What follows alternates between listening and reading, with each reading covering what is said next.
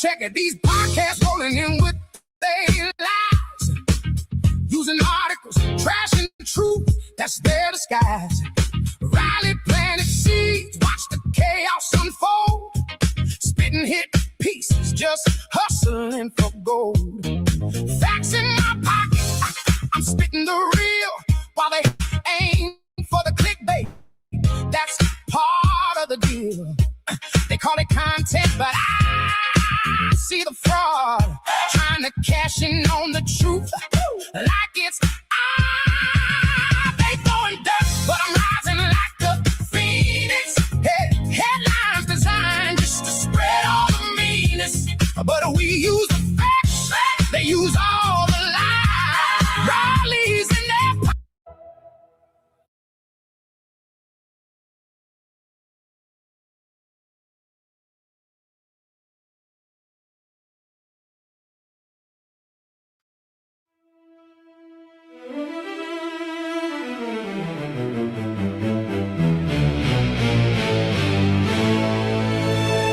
Oh yeah, we hype, man. We back for another one.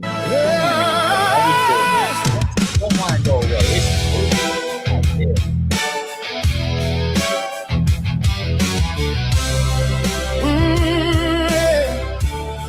Oh shit, you got JoJo coming back today. yeah.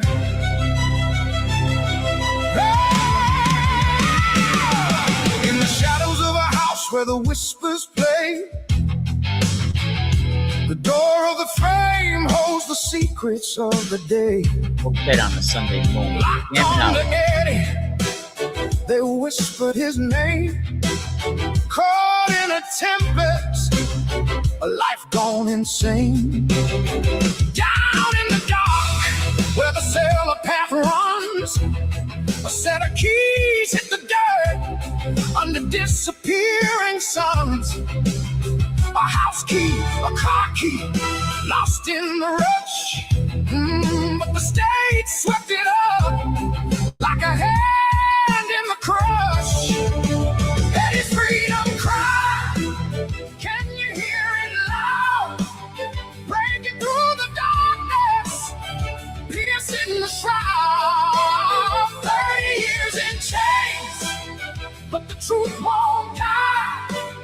Unseal the past, let Eddie rise high. Unseal the notes, expose all the blocks. Rayleigh trapped Eddie in a manufactured box. 30 years of hidden facts buried in the track. It is time to give Eddie Obrien his freedom back. Unseal the box, break down the lock. Let the truth ring louder than the courthouse clock. 3 decades of silence, a cold prison shell. Refuse to lie, they cast a wicked spell. No remorse in their eyes, they judge from the booth. But Eddie stands tall, anchored in truth. Summer is opening, the science is real. The manufactured box begins to peel. Voices collide as hope takes its stand. With every heartbeat echoes a drowning band. Eddie's freedom cry, can you hear it loud? Breaking through the darkness, piercing the shroud. 30 years in chains, but the truth won't die. Unseal the past, let Eddie rise high.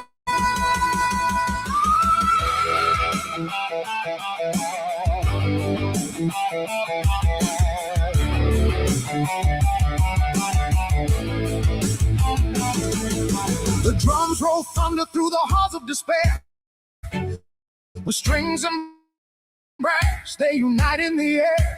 A symphony of chaos reflects in the night. The fight for Eddie grows bigger, takes flight. Beneath boundless skies, the walls start to shake. Each note of resistance, a wave in the wake. A revolution of honesty will cut through the lies. As the world turns its gaze, a new dawn will rise.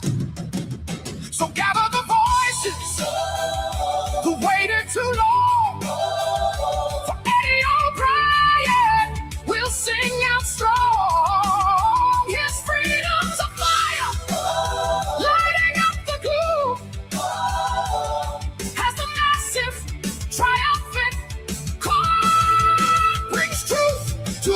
alone.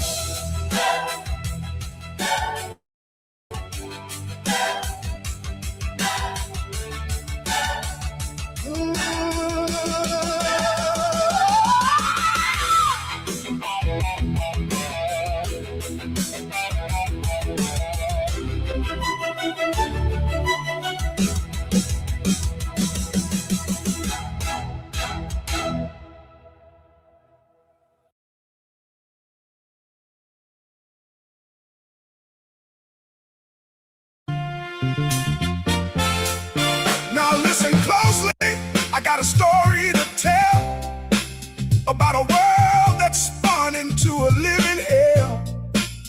In the mid-90s, truth lost its place, while the system turned its back on the human race. Hey, all they cared about was filling up the beds. Didn't matter who they grabbed, just fill up the spread. They took the innocent kids, tossed them aside. Evidence was trash, it was a twisted ride. Bodies in the system, just numbers on a page. The system didn't care about the pain or the rage. Now look around, see the streets in despair. Families breaking apart, chaos in the air.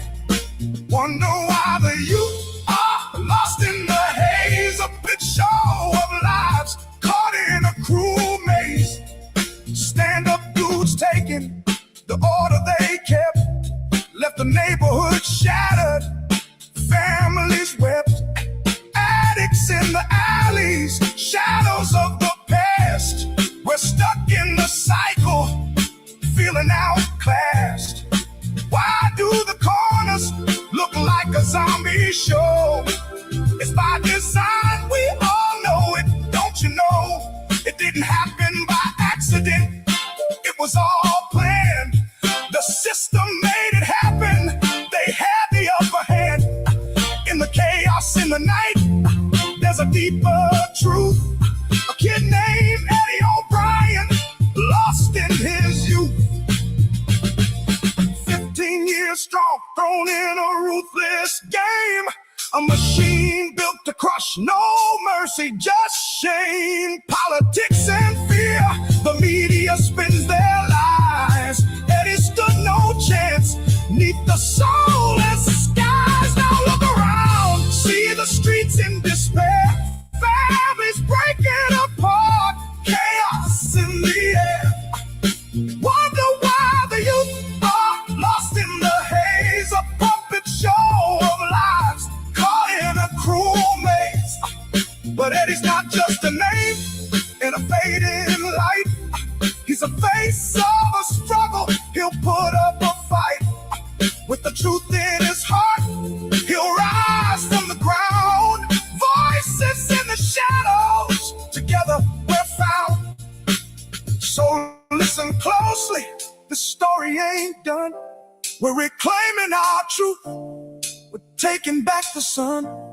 For every fallen brother, every shattered dream, we'll rise up together, united as a team.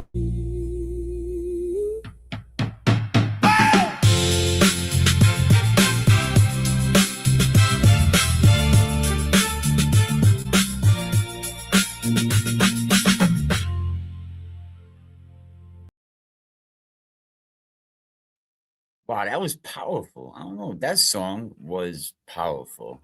To me, anyway. To me, it was powerful. Man, welcome back. Another Free Eddie all day, every day campaign, right? Free Eddie till it's backwards. It just confuses me about the people that are not in line with this, but just how they are still, they still don't know if Eddie's innocent or guilty. I think they know. They just, you know what? I don't know what else would convince some people.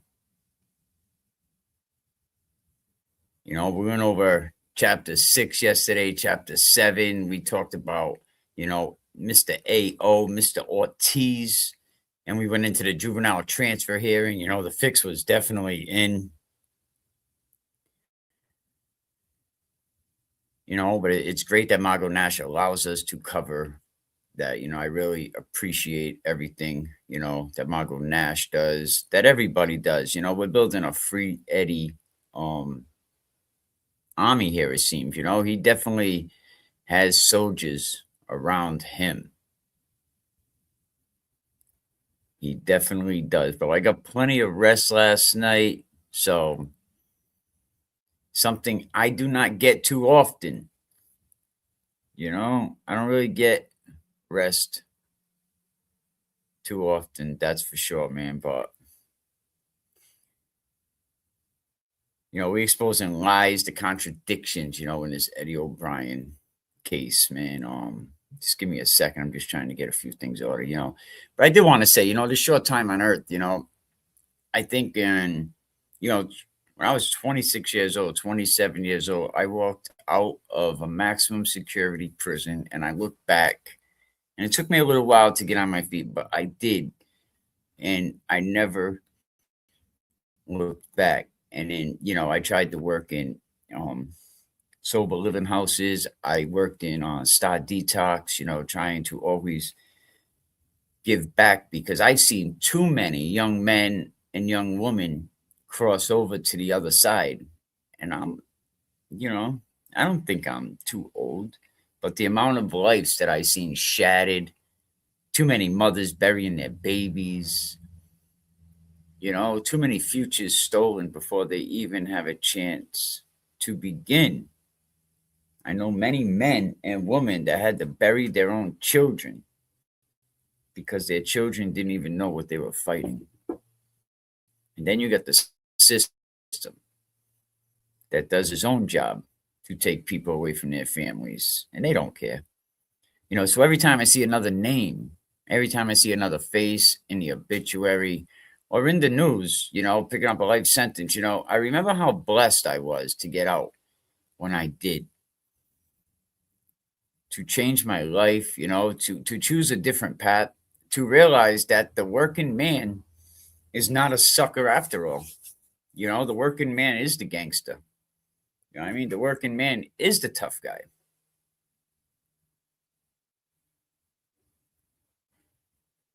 We're going to send Jojo a link in a few minutes, a few things that I just wanted to go over.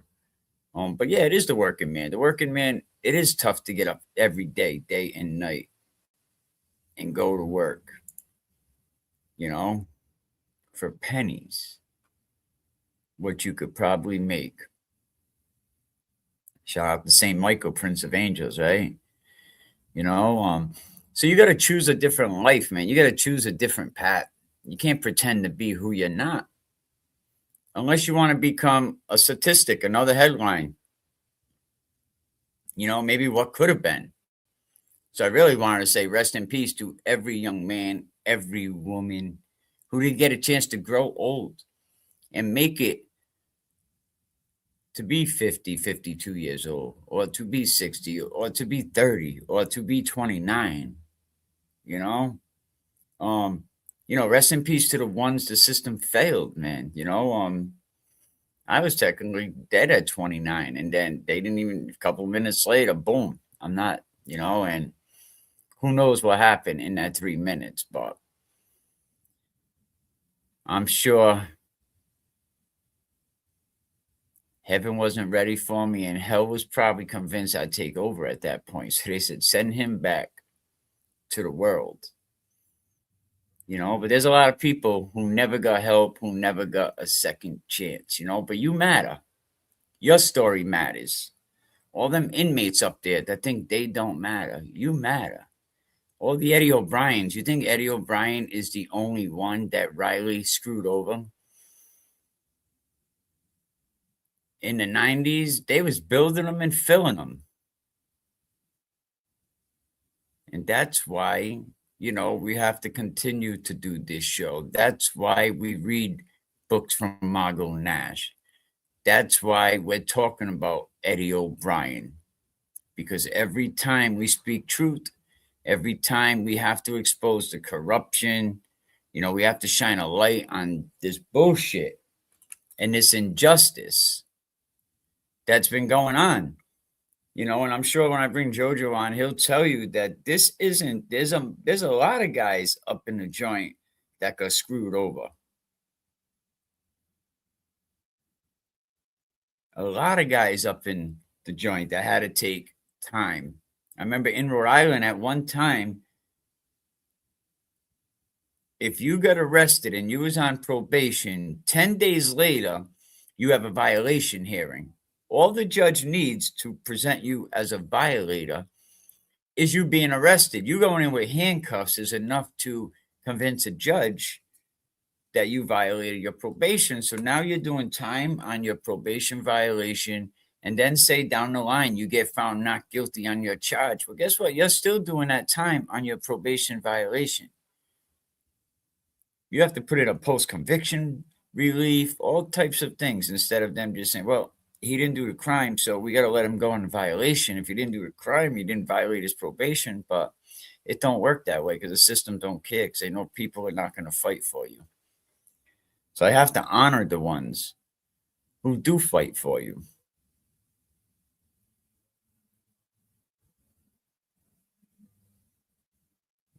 But to all the ones that we lost along the way, to all the families that lost ones, and you're wondering why. He was a good boy. What did he do? Hold your loved ones tight today. And remember, if you're still here, you're here for a reason. I really, really believe that. But give me a minute. We'll be right back. All right, peeps. We'll have JoJo up here soon.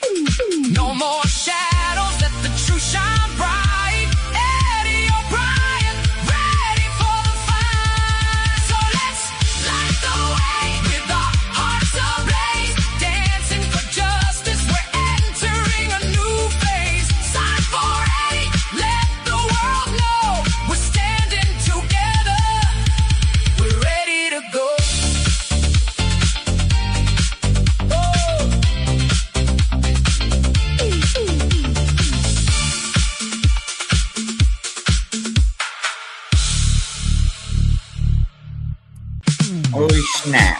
Holy snap.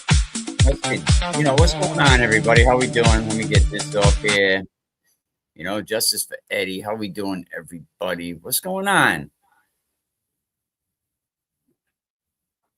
But today, we got someone special lined up. Again, you already know, it ain't no secret. I tried to get his picture up order, but I didn't have time, JoJo. But, I think joining us today, again, is Eddie O'Brien's friend, a man who knew him inside, and everyone knows it's no secret that JoJo saw the system from the belly of the beast. You know what I mean? And I'm sure JoJo had some of his darkest moments inside there as well, because we all have. And the ones that can talk about it, they're the strong ones. But before we bring him on, I want to set a stage. I figured me and JoJo, maybe we'll have a conversation today about maybe see Eddie wasn't the only one who got railroaded. You know what I mean? He wasn't the only kid that was probably thrown into a machine built to crush the strongest of grown men. I don't think Eddie was the only one who walked into court thinking justice meant truth, right? Only to find out that justice meant whoever the district attorney needed today. We've seen it done. I've seen the Cicilinis selling people out, big time lawyers, they all meet in the cafeteria in these courthouses and they work out these inside deals. You give me this guy, I'll give you this guy. You give me this guy. That's how it works. You pay this lawyer all this money. But when you get inside these walls, man, you start to hear the stories. You start to see the BS. You watch the same movie play out with different actors over and over. And we know JoJo lived it like Eddie lived it. How many guys were screwed over by the system? Not because they were guilty, not because the evidence was solid. You know what I mean? So we're solid again, but because the state needed bodies. They wanted to fill these buildings. Joe Biden talked about it, the super predator stuff. That super predator shit was real. And it didn't stop when you was 18. Headlines needed to be written, careers needed to be pushed. The truth was optional, so we're going to have a conversation with JoJo, man, the one who spent a lot of time with Eddie, and then someone who became a family, a son to the O'Briens, not to replace Eddie, but to be there for Eddie. I think JoJo's in, they call it the green room. You know what I mean? So we're going to bring JoJo up right now. What's up, Mikey? What's up, my man? 50 grand. How we doing? I'm all right, brother. How about you? Slow motion is better than no motion, as they say. Absolutely. It's the way you were saying that, like being through the system. So many guys. I was just texting a good friend of mine that politics played a role in his thing. I won't mention his name, but it's just so funny. So many guys you would know that this happened to, not to the extent of Eddie, but just getting screwed over by the system. They don't play fair, when they lose, they don't like to lose, everybody's trying to it's like when you started a company and people like to become managers, you know what I mean? Of the companies they work in. It's the same thing with the prosecutors, they're all trying to climb a ladder, make names for themselves, because at the end of the day, their success is money, you know what I mean? So when it comes to money and politics, they're a gang just like gangs on the street. They work together against us like we work against each other, you know what I mean? The federal government is probably the biggest organized crime family in the world. Just look at Whitey Bulger, What's that tell you? What they're willing to do to get what they want. You see what I mean? Yeah, hang on, JoJo. I just want to address on. Hey, DB, I didn't say everybody in jail did it. I said there's a lot of people in jail that was screwed over by the system. I don't know what else to say to you, but you just take everything wrong and you flip it. You know, I'm sorry you had to deal with what you're dealing with. You know, but no, everyone in jail is not innocent. Oh, everybody in jail is not innocent by any means, pal. You know what I mean? But that doesn't mean that you forget about the ones that are innocent. Absolutely, you know. And I mean, I was in jail with a kid that he stole a candy bar and he violated his probation, gave him a year. Like, let the punishment fit the crime for a candy bar. That's just a point that they overcharge excessively. And, you know, it's a business. Even when they release guys, they release them at a certain time so they can get credit, you know, for another inmate being in the bunk. Well, Mike, it comes down to like they all try to satisfy whatever's popular at the time. Oh, absolutely. You understand?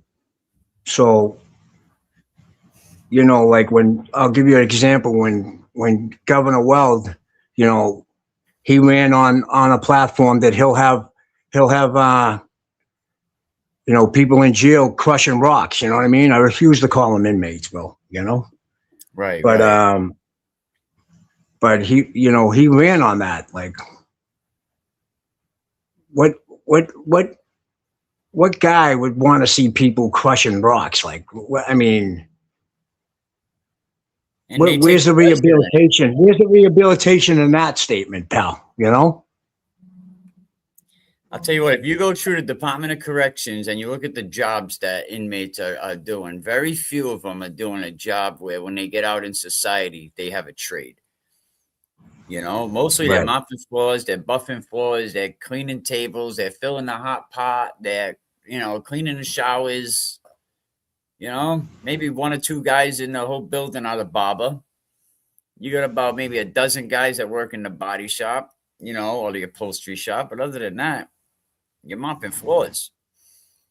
Mike, prisons become an industry. You know what I mean? They started making money, charging people on the phone for phones, you know, renting movies, renting, you know, you name it. It's all about money. The poorest people in the world, and they're making more money on prisons than you can imagine, Mike. You know, just to talk to your family, it costs you money. You know what I mean? Like canteen, commissary. You know, anything you want extra, you're paying for it. It was a big business. It's contracts, it's jobs. Prisons are a big industry. Trust me. You know, it's political appointmentships for the politicians that get elected and the people that supported them. You know, like it's a machine. But you know, I'm not here for that right now. I'm not here. You know, I deserved to be in prison when I was being in prison. So you can just tell DB that, you know, I'm not saying, you know, there was a reason I was in prison. You understand? There was a reason I was with Eddie, and it's where I deserved to be. You understand? And right. I say that too all the time, that, you know, when I went to prison, you know, I needed to be there. You know, I needed to be, you know, I needed to be put away. You know, I wasn't always a good guy, but I wasn't a bad guy. But I don't want people to think that I was just, you know, straight jacket. Exactly. You know, exactly. I mean, but you know? You are your environment. You know what I mean? I grew up in a tough environment, and I, you know, I excelled in my part in that environment. You know. I was thinking when you said you was a third generation bank robber, I was like, I didn't want to let it pass on to the second generation.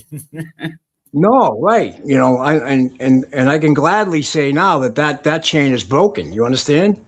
Absolutely. You know, my nephews and nieces are excelling. You know, thank God, by the grace of God. You know. But in Charlestown, to be a bank robber, you was like, that's something that everybody wanted to be in Charlestown, Massachusetts. Mike, I was 15 years old. I used my school teacher's car as a getaway car. You know what I mean? Like, serious. They wrote a movie about it. I mean, you know, they had a movie about it and everything. Yeah, but that movie was, you know. Yeah, I mean, it's always written. It's always written for the screen, but you know, they made $1 billion off that movie. They didn't put a park in town for them kids, though. They didn't do nothing for them kids in Charlestown. You know what I mean? All they did was glorify it. You know, that was the biggest farce of all. That movie, you know. I thought they said the kid in that movie was a big Boston guy. What's his name? the star of the show. He used to marry to Jennifer Lopez. Oh, Ben Affleck. Yeah. Yeah. I thought he was like a big Boston guy, like the other guys are. He's Cambridge. He's Cambridge. He's Cambridge. He's actually part of the Riley machine. Oh He grew wow. up in that.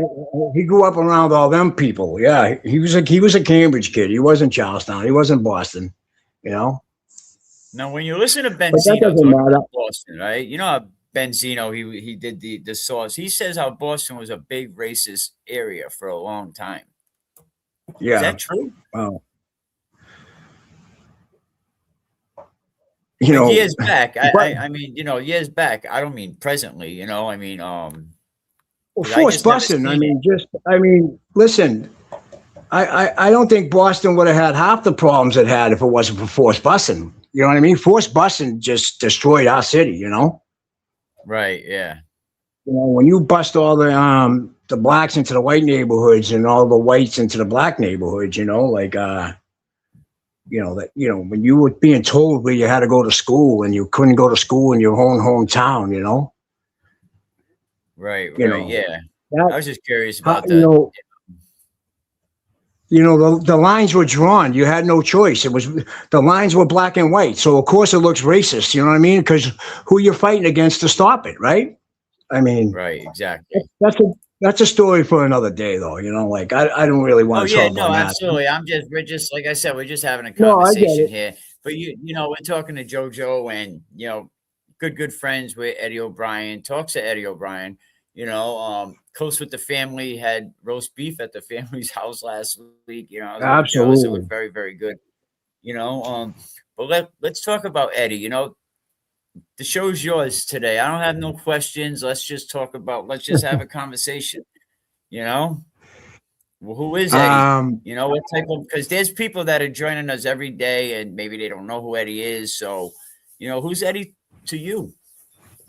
So, like plain and simple, I don't know how to explain it. I'll tell you who Eddie is. All right. So Eddie has been away for 30 years and we haven't been together in probably 20 years, 25 years. And we still talk 3 times a day. That's who Eddie is. I mean, I'm that involved with the kid still. Like in my head, I was with him last week. You understand that he's that much of a positive influence in my life,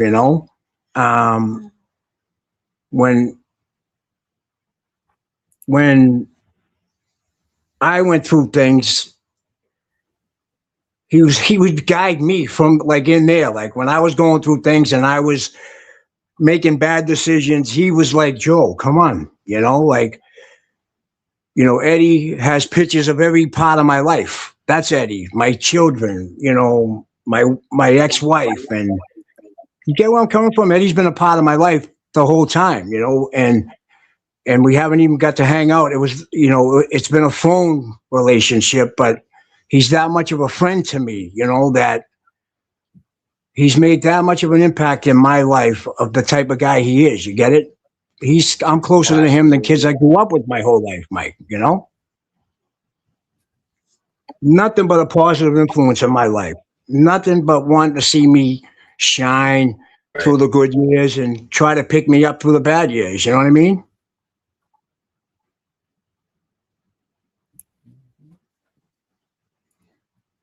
And you had mentioned Eddie's such a good guy. He prevented a lot of things from happening in jail. Oh,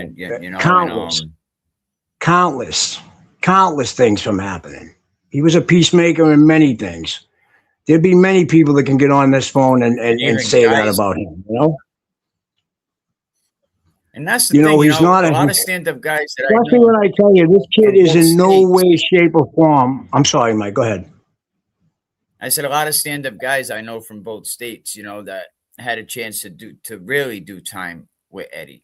They say nothing but stand-up things about him, about what a good guy he is, always wanting to help people. You mentioned if maybe one of Eddie's friends was on the junk, they wouldn't even go near Eddie because Eddie would rip him a new asshole with his, not literally, but, really tell him, like, what do you tell him about himself?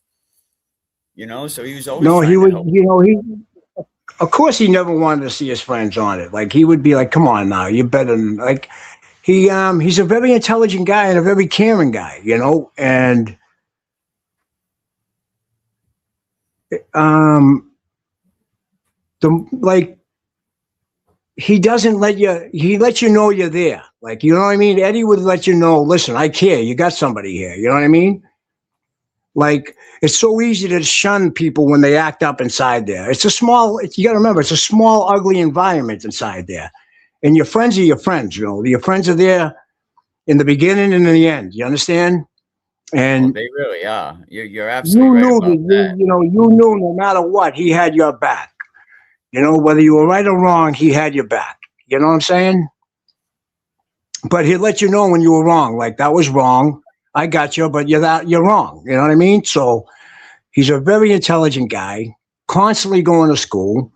You know, I used to stare at him and say, you know, you got a life bid. Why do any of this? It could have been so easy for him to just do nothing, Mike, and rot like most guys, you know, they give life to, you know, and do nothing but the wrong thing. He did total opposite of that, you know. Like I said, he's always been waiting for them to say, all right, we made a mistake. It's time to go. And that's so in my heart, you know. And that's what's so hurtful. You know, get into the sports leagues a little bit. You know, when Eddie got in there was really no sports leagues, but he created these sports leagues. Talk a little bit No, about no, that. there was Right up to no, the front door. there was always there was always sports leagues, Michael, but a lot of them got taken away, like the hockey and you know, and he would push and push and push, and you know, he always like he gets a job at the gym, so and they did not want hockey in there. You know, they took away anything good that they could say could be violent. You understand? But there've always been the leagues in there. But he got hockey back in Norfolk, and you know that was a big accomplishment. Like they got the leagues going again. You know, that was the type that he was. You know, he was always trying to get something positive for the guys. You know, you know, you got to remember he's stuck in there forever, and why not have the positive things? It wasn't. It was like places and things for guys to do that weren't negative. You know what I mean, Mike? Yeah, I'm listening. Yeah. So, like, he always wanted positive things going on. You know. I mean, look at his D report record. I mean, that speaks volume. This is 30 years in the most violent joints in Massachusetts, which are pretty violent, Mike, you know? And it amazes me to think that this kid never got in trouble. Never was he in trouble. And the trouble that he ever was in was stupid, you know, nothing major, like never violence against another. The kid never had a problem. No one ever gave Eddie a problem. Not because he was big, which is usually because he wasn't an aggressive big. He wasn't a guy that used being big as a tool to make you fear him. You get what I'm saying? He was very approachable, Mike, for anybody. You know, with Eddie, you get a chance to be okay. If you're not okay, guys have to become themselves. They can come in acting. They can come in tough guys. Sooner or later, karma's catching up, and your colors are going to have to show. You know, and you always got a chance. Eddie gave a guy a chance. You know, and if a guy became a piece of garbage, you know, the guy figured himself out, and Eddie would have nothing to do with it. But at least he always gave you a chance. You know, and no one would ever go hungry around that kid. You know, if you had nothing. And a lot of guys have nothing, Mike, you know. Eddie always looked out, man, you know. And Absolutely. And that's rare inside places like that to have a guy like Eddie. So, and you said it yourself when you went to the hole, you came out, you had a care package waiting on your bunk. A big care package. You know what I mean? And let me tell you, these weren't easy places. The Max, you know, even guys like I don't know how to say it, but You could be doing nothing and be involved in something like that in there. You understand? If something happens with one guy and that guy is part of your crew, now there's 20 guys involved. You hear that, Mike? So you can get you could just go out for a regular day, you know, went out to the yard, had a nice walk, come back, and have a cup of coffee. Something breaks off and forget it. The next thing you know, you don't know what's going to happen. You don't know how everything turns out. You see what I mean? And for him to make it through 30 years. Cornbread. I seen it go left in the chow, a piece of cornbread. Like you said, you were giving. I told you about the donuts. The donuts. A guy killed in the feds. A guy killed his best friend over donuts because he gave it to a guy he didn't like. You know what I mean? Instead of him. That's a true story, Mike. You know. Right. Oh yeah. No, it goes left fast. You know. So impulse in there. Impulse rules. You get it? I told you, you better know a guy's look the way he's looking at you, Mike, every day. You know, you say hi to a guy 20 times a day. It's so when you think back at it, it's like insanity, you know, insanity at its best, as I'll say it, Mike. And the one time you don't say hi to him, he thinks he's plotting on me. He's up to something. Absolutely. You know that, Mike. You've been there, you know, you get it. Oh yeah, you know, and it's kind of, you know, shout out to Daniel Hardy. He said, "Amen." You know, at Freebird, you know, he's in the on chat. You know, he's another guy I believe that you had mentioned, you know, as being another stand-up guy. Absolutely. You got a great chat, you know, and what's that say right there? The chat, like the O'Briens are such tender people, man. Like the day I spent last Sunday there, and just the kids, and it's just a beautiful atmosphere, a complete family, and you just feel the love, you know. I got to toss around the infants. I got to play with the ones that can run, and, you know, my Sarah brought her bearded dragon, and now they got to get the kid a bearded dragon. You know, that's the type of stuff that's going on, you know. Oh wow.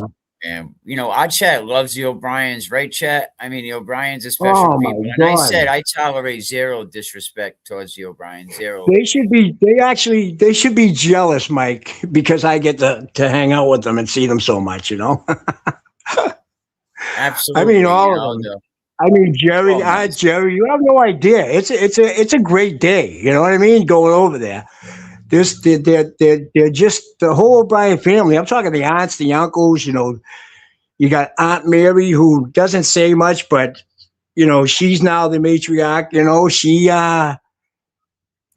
just great people, man. And Doc, of course, you know, they all stick together like one. And I got to see that, Mike. I got to see the love and the togetherness and the way they stick together, like you know, right down to Jerry's kids, and, you know, Courtney, and just, you see Courtney up there fighting. I mean, what's that tell you? They get the whole family is still fighting. Like, you know, you're lucky. You got guys like, I'll give you past guys that overturned their cases like Sean Drumgold, and, you know, I was with them in that case when they got for Tiffany Moore, you know, like, they didn't do it, but you see the way they hemmed them up to make them look like it was them. You see what I mean, Mike? Like, right. I talked about one yesterday where they just, you know, they pinned it on the wrong guy, and right away they locked the guy up, and then come to find out it was the guy, the witness, that killed his wife. And he said, "Hey, the black guy over there did it," and they locked him up so quick, charged him with murder, all this stuff, and then down the road they find out that Willie Bennett, right? Who are you talking about? Willie Bennett, right? Yes, I was in Charles Street. I was in Charles Street when they brought him in on that case, man, and that was a crazy time in Boston, let me tell you. But I mean, there it goes. You know, these guys end up getting 30 million. You know what? 30 years later, after their lives are gone, like, they destroyed their lives. They think they can put a dollar value on what they have taken away from all these people? Are you kidding me? See, that's what it is. We're all sand on the beach, and they're the lifeguards, Mike. You know, and no, right. They get to just pick and choose, like, when they run with it, but then it's the cover up on the cover up on the cover up, and what it takes to get there. Here we are still fighting 30 years later with this injustice, Mike. 30 years, Michael. Are you kidding me? It took It's 3 years for ridiculous. me to It should have overturn my never case. took this long. Oh, are you kidding me? But I'm just saying, I mean, it's how deep it goes, and, who's still in charge, Mike? Like, look at Trump is unfolding on everything Trump. They called him a madman. They destroyed him. They charged him. They ripped him apart, right? He still got elected. And now he's everything he accused them of is becoming true. So, and I'm not claiming Trump here. You understand? I want people to see, look what he was saying. And look what is coming true. Like, this is the system, and the sad thing about it is the only reason Trump is even and got what he got and got elected again because he was their equal. It was the system fighting the system, Mike. You understand? It was an everyday thing in the papers. Well, you got a typical family from Somerville. They're not putting you in the papers every day when an injustice happened. He's not selling no paper saying I didn't do it. You understand? Right. No, exactly. Here they Absolutely. are. Here they are at a parole hearing. Tell us you did it. We'll let you go. How many people didn't do it, Mike, right? After doing 20 years, and they tell you can go out the door if you just say you did it. Why do they need that, Mike, right? Number one, 20 years, just say you did it. And this kid wouldn't say he did it because he didn't do it, Mike. And that says Instead, a lot here we about are Eddie. 10 years. Yeah, here we are 10 years later, okay? His whole family, they all want their son home, the day comes in there, all right, just come home. No, that's not happening. That's not happening here. This family supports him 100%. And how many Why would guys were anybody, so fat? why would anybody in their right mind admit to this, Michael, if you didn't do it? But you also know a lot of guys also would just say, you know what, 30 years, I can go home. I'm out of here. But Eddie stands on his morals, man. I got to give it to him. I got to respect that. Come on. I wouldn't do it. Go home after 30 years, Joe, you're going to think about that. Of course, bro, listen to me. And when you think, I mean, he's still at ground one on the appeal system. So, right, yeah. There could be still a long way to go here, Michael. You understand? Right, absolutely. Yeah, this is pray to God that it doesn't. I mean, the only good thing that's going on for Eddie Obrien is it takes a Karen Reed again. It takes a travesty of justice to bring this shit to light. You know what I mean, Mike? Yeah.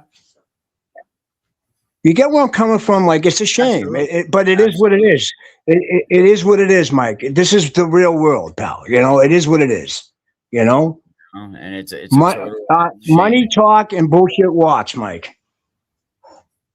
Absolutely. Absolutely. And, so was the family still upbeat at the dinner? They had told me all about it, but absolutely. Through, Michael, listen to me. Michael, they are very strong. They're well put together. You understand? They are a family unit. They tackled 2 lives for themselves, man, which is insane to me that I couldn't do it because, let's face it. How many of us are get even type of guys? Let's be honest here. Someone hurt my cousin, I got even, Michael. You understand me? Because the law is never going to do it. You're right. And your poor aunt, what your aunt had to go through, just torture, exactly. And even that didn't, you got to remember, that didn't bring her her hair went gray, So the suffering involved, and now have your son taken away for something he didn't do. Are you effing kidding me? Excuse my language. It just blows my mind sometimes. I get so frustrated because my friend, and my dear friend and my family, I consider them family, Michael, And it's and they amazing, are a man. I beautiful gotta family. salute you, JoJo, man, for standing up. Because most guys, when they get out, they already forgot who Eddie was, but not you, man. You went to the family, and like you said, you didn't replace Eddie. You No, stepped in. You stepped in right. for Eddie to be a brother And to them sisters, to be a son, and they stepped in to be a family to you as well, man. I really got to salute you, Michael, bro. I have gotten more. The sad thing, I'm the lucky one here. Don't think for 1 second they were the lucky one. They took me on. But it took But you I'm to the lucky make one that here, man. happen. It took you I to got make to that see what first. family is. I grew up in a tough family bringing up. I had no cakewalk. Let me tell you. I've been fighting. I was fighting a stepfather since I was 9 years old for my brothers. Like let me tell you, it was ugly growing up for me. I got to see what a real family, and this is with the tragedy already in their life. Like they taught me so much. I got to really get it, Mike. You understand me? Because of the O'Briens. And to this day, I walk in there, it's like I'm hugging my sisters, I'm hugging my nieces, I'm hugging the new ones. You know what I mean? These are my family. That's the feeling I get. I don't feel like I've been allowed into their family. That's not how I feel. I feel like, Uncle Jojo's here, your brother Jojo's here, She calls me her second son, which I got tears in my eyes when I seen that, you know? That's Right, how yeah. important that is to me, Michael. And Michael, these people are like that with everybody. You're gonna you this. I'm not the only one that's went over there and stepped in, but like many of Eddie's friends have showed up to hug them and help them, and many of them. I wouldn't say their names without their permission. You understand, Michael? But many Right. of guys have went there to say hello and you know and had dinner with them and invited to their, Eddie. I'm not Eddie's only friend. Let me tell you, by any means, buddy. There's 100 guys that would be doing what I'm doing right now. But I'm the lucky one who just got to be in the middle of it now. You understand? But there was 100 guys that would come on here and scream for him, Michael. I bet. Trust And me in when I tell time, you. I'm sure they will. When they're comfortable and they want to come up, and a couple of weeks, we'll be talking to some people, online. We're going to be pushing the petition that Jessica Obrien has going around. Go to the truthabouteddieobrien.com, website, read it. There's a place where you can donate, for the Rule 30, because it's just not, you just don't submit a Rule 30 and that's it. You need investigators, you need all these specialists. So, go over to that page, check it out. It's a very worthy page. Let Honeybee know.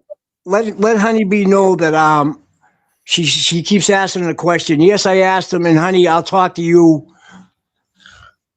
We got to talk about that at another time, Honeybee. Yeah. But thanks for the question. Honeybee heard you. It just goes to show people are really looking into this. You know what I mean, Mike? Oh, absolutely. This is awesome. Yes, no, it really is. I get sent stuff all the time. I get sent court paperwork, which is great because I could read it, go over it, and study it. So I could talk about it, and it's so helpful.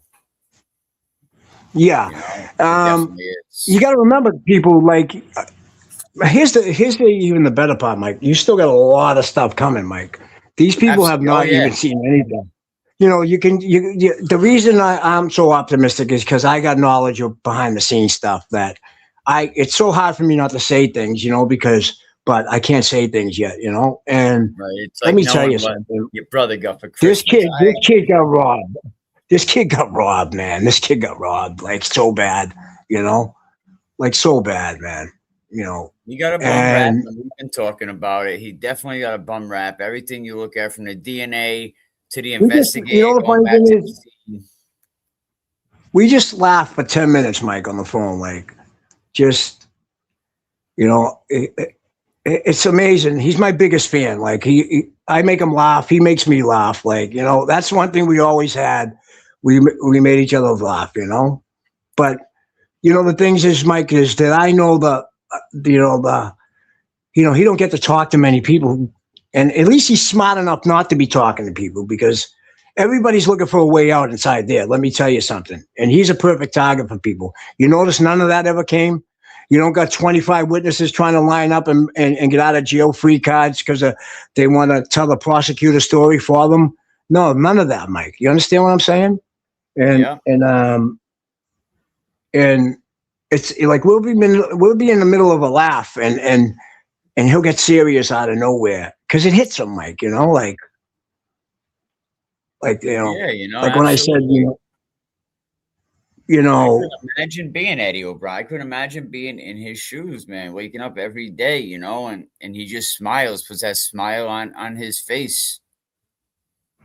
And nothing but positivity. Like he ain't calling, you know, if I'm having a bad day and I'm down, he's like, hey, slow down, gun. That's what me and him, we say to each other, slow down, gunpowder, you know? And, hey, slow down, gunpowder. And it's just one of them things that like ring my bell every time he says it. You know, that's the type of relationship we got, you know? And he'll make sense to me, Mike, when I'm not making sense to myself. You understand what I'm saying? Right. Or when you're on that line, baby, like, yo, I'm gonna do so, you know, where you want to be talked down, you know, like, hey, talk me out of this. I'm about to do something real bad. Right. And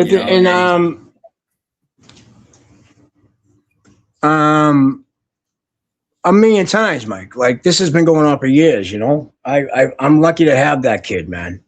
And I've been lucky to have him in a lot of decision makings that I made, you know.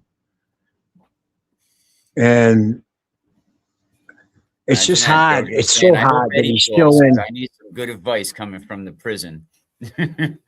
You know, imagine that. No, the thing is like I still can't believe he's there, Mike. I have a hard time with this. Like I can't believe this kid is still in jail.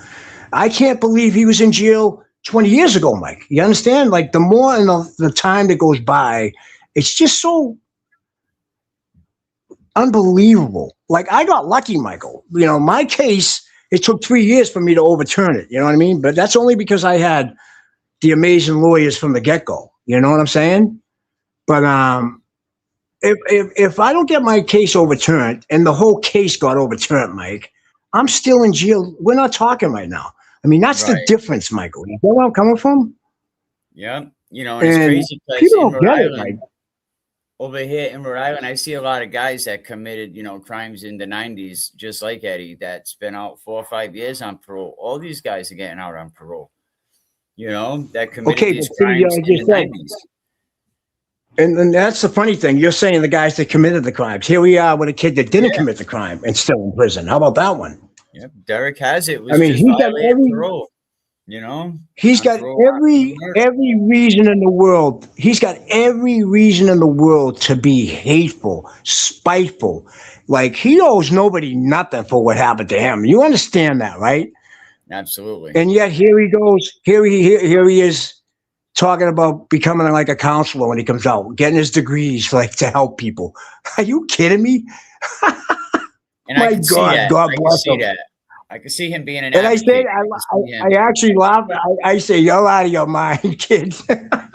I wouldn't want to see people. I want, you know, huh? You know Eddie Franco? Oh yeah. Well, Eddie Franco, that's what he does. He went to the state house and he testified about segregation and got the B status rules all changed. Got the segregation. They can't bury you in seg no more for 100 years like they used to. That's a big deal. That's a big deal. That guy helped a lot of guys, man. You know, he was doing a ton of. He overturned this case. He was doing 140 years. Amazing. So yeah, amazing. Get out, and a guy like him, guy like Eddie, I could see Eddie testifying in front of the state house, up on Beacon Street or wherever it is, going all the way to Washington. Like Paul Kelly testified about guys inside with the HIV. Trying to get them better medication, trying to get guys better quality of care. And it's so funny. Like I say, God has a plan, and Eddie's paid a price for this. So I know there's some goodness coming from this. I believe that in my heart, Michael, So what do you think of your coverage of the Margot Nash book? I think it's great. I think you're doing a super job. You know, it's so, like I said, Mike, it's so easy when all you got to do is tell the truth. You know what I mean? You know, Nothing to you're, remember. you're, you're not, you're not spinning nothing. You're making it so people can understand and, you know, make up their own minds. You know, I'm not trying to, I'm not trying to change people's minds. You know, if you don't think my friend's not guilty, see you later. I could care less. I want my friend home for something he didn't do. You understand? This is just Absolutely. telling the truth. This is just telling the truth. There's a big difference, Mike. You know, if you don't want to believe this, the way you've broken things down, the evidence that's going to be coming out, the you know, you're still going to have to you're still going to have 10% error because there's just so many people out there you can't make happy. They want conflict. You know, some people are in this to make money, Mike. Some people this becomes five different animals. When you take that step to put it in the limelight, like we're doing right now, in the name of justice, you got to understand. There's still people that want to make money off you. There's people think they're going to make their career off you. You get where I'm coming? But that comes with it, Michael. You know, but see, you're not prepared for that, Mike. Yeah, you gotta You know know, how to weed it all out and stuff. exactly. You got to be able to take it, Mike. You know, you're going to get up here and you're going to speak. You got to understand that there's going to be people that want to tear you down, that just don't care. They have no horse in the race, Mike. They got nothing to lose. You understand? Like like Karen Reed, for instance. Look what it took, and look at Turtle Boy. And this is the reason I don't pay attention to any of this, because when people can get up there and criticize you anonymously, I got zero, nothing for you. You know, like if you got something to say, if you're gonna badmouth somebody and you have to hide behind something, you're a waste of oxygen, in my opinion. You know what I mean? Because That's right. Come on with your but own name, or come talk to me face to face. We'll talk exactly, you know what about I'm it. saying? Like, you know, you can't call somebody a coward with an anonymous name. It just doesn't go that way, buddy. You don't get no credit. You understand? You know, but the thing is Absolutely. you know, this is a big thing when you leave yourself vulnerable for them people, because there's going to be them people no matter what. You understand that, right? You know, and realistically, it's just on a bigger level now because we've been dealing with these people all our life. You know, like people really they want to applaud you on. They're happy when you're getting on your feet, but when you start to pass them, it's like, whoa, wait a minute, where's he going? You know what I mean? Like, oh no, I didn't Right. think he was doing better than me. And that happens in work. That happens in everyday life. You know, It's every become day. like a different society now. Like bullying ain't in a physical form anymore, and it's sad, man. You know what I mean? Because some people just don't care, and you got to get through that. And his poor parents have to deal with this stuff. You know how hard it is for that. Like just think about if this was your kid, man. You know, how would you fight? How would you react? You know, I and they told you stand I'd tall, be up and there. I'd be up there with him. I'm yeah, sorry, but you know, 100%. and I understand what Big Ed And said. Ed said, if I knew then what I know now, I would have bled all over the house. That's what Big exactly, Ed's to words, save his his words. son, right? To save his son, right? Yep, to save And I my mean, and there son. it is. And if that doesn't show you if you're looking, if they're looking for what happened here, there's no what happened here. You get what I'm saying? What went wrong with this kid? Nothing went wrong with this kid. This kid became something in prison. Just imagine what he could have done if he was out here for 30 years. You understand? Yep. You get what I'm saying, Michael? Like, this kid excelled in there, went to school, bettered himself in every way. And that's with a system that didn't want him to. They fought him tooth and nail about everything, and he never gave up. He's got nothing but lawsuits, and he's not doing it for himself. He's trying to get home. Everything he does now and he fights for now is for the guys behind him. You understand, Mike? That's Eddie Yep. O'Brien. Eddie's fighting for He's people that making are things probably not better even for in the guys system now. behind him, Absolutely. because he hasn't had it. He's had, like I said, he's had every reason to be a monster in there, to fight the system, to go up against cops, to this and that, to make money in there. I mean, believe me, it's a society inside of a society, Mike. You understand? You know it, and I know it. Oh, And absolutely. he chose none of that. He chose to go to school. He chose to, he chose to help her. He chose to join the lifers groups. He chose to do everything positive in there, you know? I And remember if I you got can't see it, you violated. don't want to. I got violated on a case once, and the cop knew you're on probation, man. Just me arresting you will violate you because I wouldn't answer his question. So he came up with a charge, and in Rhode Island, you get violated 10 days after you're arrested. So your charge don't come up for a year or two later. So now you're doing violation time. Then you found not guilty on a charge. Guess what? I still got to finish my violation time. Just because they know they have that power. Who Mike, violates take you a look before at you're found guilty? everything. I'll give you a perfect example, Michael. You look at my RICO case, right? The Teamsters, okay? 47 counts of racketeering, 47 counts of extortion. I can go up and down with it. They don't say that this was all picket lines, Mike. This was all picket lines. Teamsters doing picket lines. You understand? That's not here. No, they make you looking like a gangster. It's all about what it looks like, Mike, for them. Racketeering, extortion, wire fraud. I mean, you name it. They came up with it. They made a RICO case. They made a RICO case out of picket lines, Mike. Guys holding signs, fighting for work. And that's and my appeal decision, which even shocked me, the United States Appeals Court for the First Circuit ruled you basically kidnapped these men. Picket lines are legal. You understand what I'm saying, Mike? So they basically said you kidnapped these men. These guys did nothing wrong. They overturned. I got instant release, Mike. But look at the articles. Look at everything that led up to my case, Mike. That's what I'm trying to tell you. They can do this to anyone. They didn't want me in power. I was helping break down guys. your case. Maybe one day we should break down your case for the people to show them. I have no problem with that, Mike. I mean, if that will help Eddie, I will do that. But you know what, Michael? That's the thing, Michael. This ain't about me. No, right, all I want is my friend home. You understand? Right. Right. I want my friend home. The side of the law. That just shows people, like what they can do. I think Turtle Boy's charged with picket lines. It just shows people what they can absolutely do to you. Where if they want, they could set you up. Creative writing. Right. It all depends how that cop writes them reports up. We see it all the time. And of course, not everybody's innocent. We need prisons. We need cops. We need prosecutors. We need that shit because there's some bad people out here.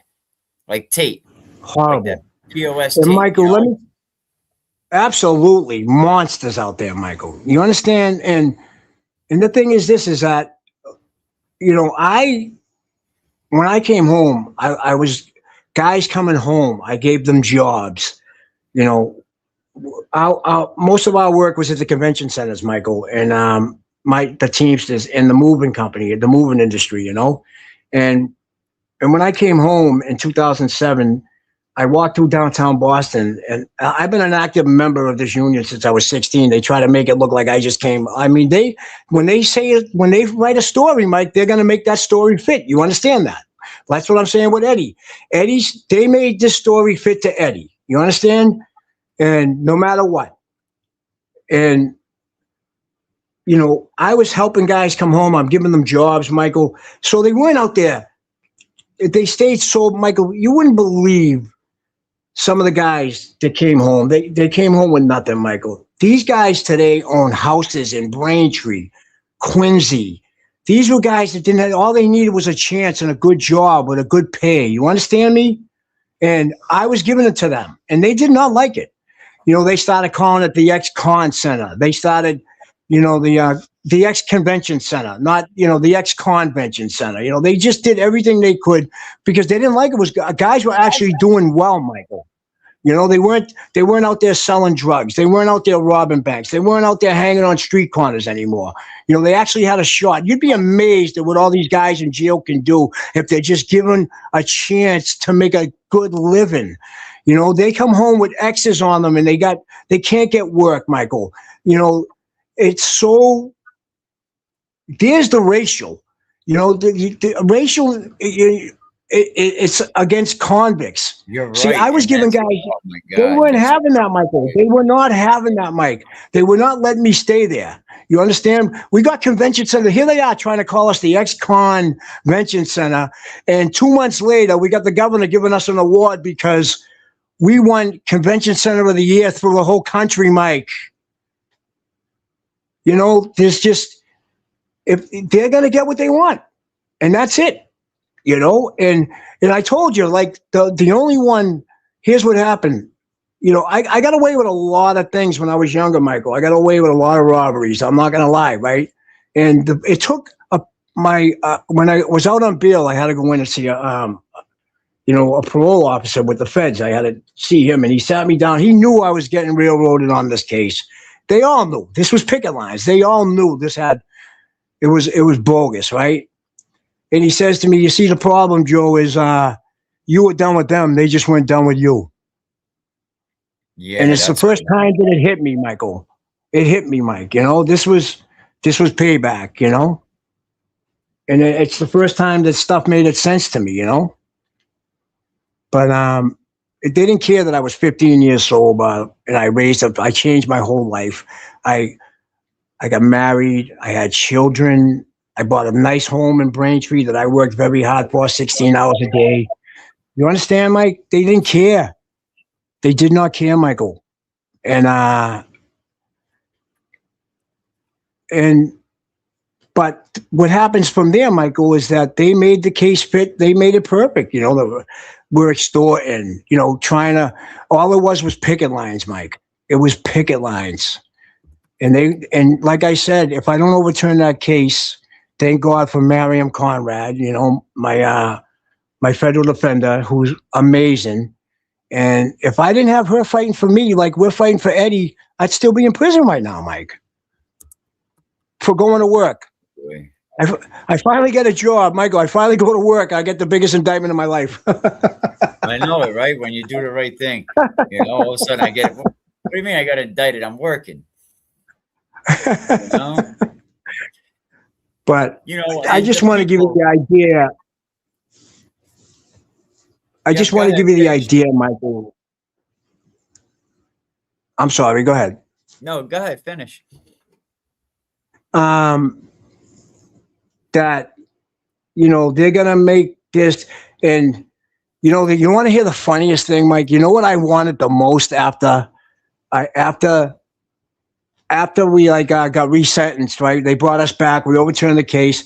And I told, at my sentencing hearing, I told the judge, the judge that sentenced me, I goes, I'm going to be back here and you're going to be saying sorry to me, you know? And that day came, you know, and she said, sorry. She says, I'm sorry. She goes, you know, the federal system isn't perfect, but it's just. Are you kidding me? How about that?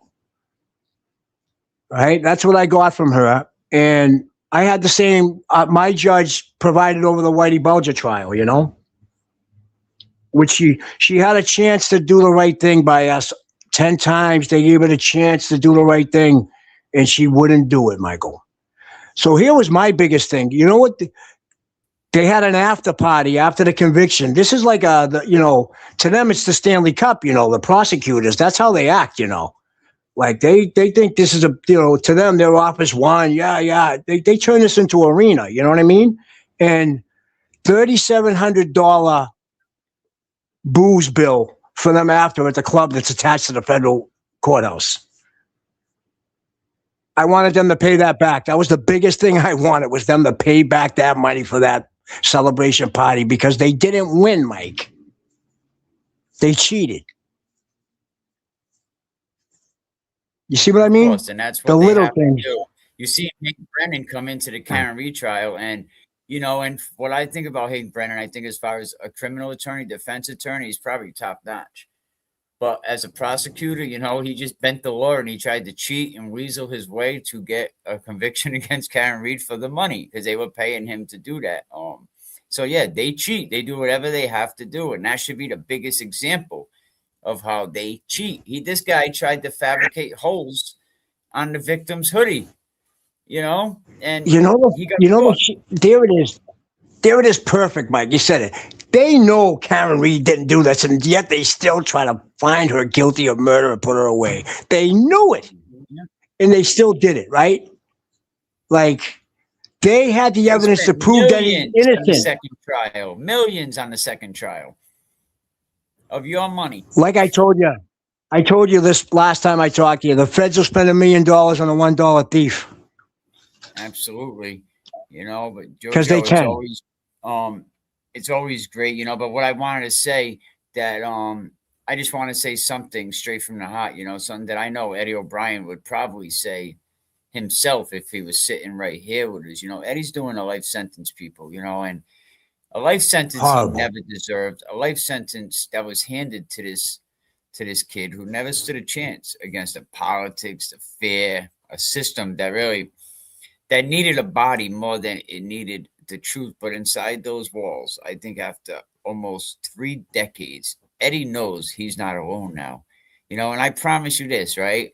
I guarantee Eddie is so grateful for every single person in these chats that are standing by him, every message, letter, prayer, and he tells me every day.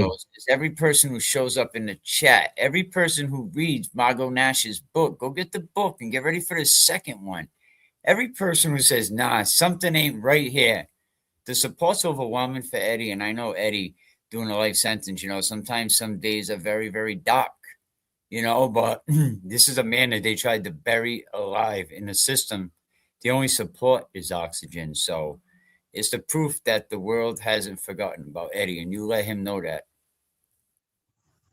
Oh, I do every day, Mike. Every day. He it keeps him fighting, Michael. It keeps the family fighting. And they deserve this. He deserves justice, man.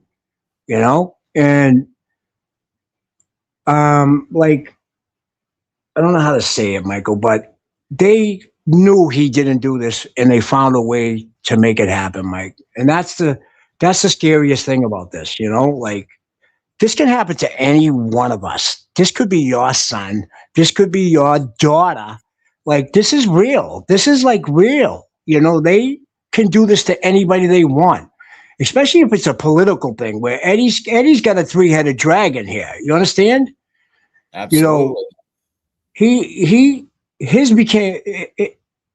His case was never his case. It was Tom Riley's case. You understand? Because you got no truths here. You got nothing but Tom Riley's versions of everything. You know what I'm saying? Oh yeah, and they had all the evidence. We went over it. They had every chance in the world. They had every chance. But see, because he did what he did right from the get-go, do you think that he could have ever backed off, Michael, and said, no, this kid didn't do it after what he did from the gate? He would have never got elected anything. You understand that, right? Absolutely. He couldn't have backed off.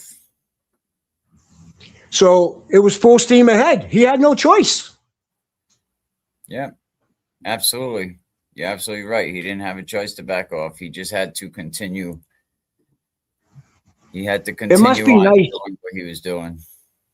It must be nice to look at yourself on TV every day as a champion of the people, right? Oh my God. You get what I'm saying? Like, oh yeah, people, all they were getting is his version. So of course everybody's going to think he did it. I mean, COVID told you about the human being. I cannot believe for the life of me that everybody stayed in. Everybody, Michael. All that did was me to show you how much we are cattle. You understand? Like, it just showed me how easy it is to buy into their story, that COVID story. You get what I'm saying, Michael? Everybody stayed in. I didn't stay in. I didn't take their shot. You understand? I don't have brain damage anymore or anything. I mean, this government, it's all about the test, Michael, of control of what kind of control they have over everybody. You understand? And now these guys are all fighting for the position of who's running it, Michael. This is big, big money, Mike. This is a machine. You get it? At the end of the day, it's all about money, Michael, and egos. You understand, Mike? Absolutely. That's what it is too, and I think if it wasn't for them with the super predator laws and them scaring the crap out of everybody, if it wasn't for that, a lot of things would be changed. And even the whole super predator thing, it was a lie. They admitted that they were wrong, and then they changed the laws back. The same laws that got Eddie tried a life sentence. But they didn't change the sentences back. And hopefully with this Rule 30, and from what I've seen that can go into the Rule 30 and what Freebird has helped me, uncover, and just so many things that, Eddie has a very good chance at this Rule 30, but hopefully the judge hears it, because I tell the people there's a chance the judge will say, I don't even want to hear this, but we're not even going to invite that energy into the universe. Mike, I want to say hello to Denise, Patricia White, Freebird, Honeybee, 2 Cents, Shari, all you Rondo supporter, all of you guys, man. I enjoy talking back and forth with all you guys. Courtney, Jerry, Mr. and Mrs. Obrien, of course. I love you guys. There's so many people I want to mention out there. Robert and True Crime, like every day you people are up here. It just, if you don't stand for something, you fall for everything, and it's okay to stand up against tyranny. It doesn't make us, people against the grind. You got to stand up for yourself. Sooner or later, what are you going to let happen to you? What are you going to just let these people keep doing to you without fighting back, right? And you see what's happening. It happens, over, the whole thing with and I bring up this thing, just say about the whole seatbelt law. Like, they tell you have to wear a seatbelt, and then they want to start telling places that they can only sell 16-ounce bottles of soda because it's making people obese. So, like, why don't I put a lock on my refrigerator? And you want to say, like, I don't know, they want to put laws on everything. They want to put laws that high school teams have to have a special helmet to go over a helmet. So how about this, Mike? We have a constitution that we built our country on, right? And all this government does is try to change everything about our constitution. It's all about control. Take away this, take away that, take away this, take away that, take away this. You know what I mean? Like, people need to wake up and see, like, we're just cattle. We're cattle for the slaughter. And let me tell you something. Eddie Obrien ain't alone. There's 1,000 Eddie O'Briens out there that this has happened to, Michael. You get it, right? I mean, every day you're seeing someone get the Innocent Project releasing all these people. Like, this really happens, man. Oh, absolutely. Yeah. And I've been going through the Innocent Project's website, and and I read every day that there's, and not only that, every day we also read that on the other side, there's somebody crooked that's being arrested. So at least they're starting to address all the corruption, slowly, but they're addressing it. Listen to me. Look at the Epstein files. These are the leaders of our country.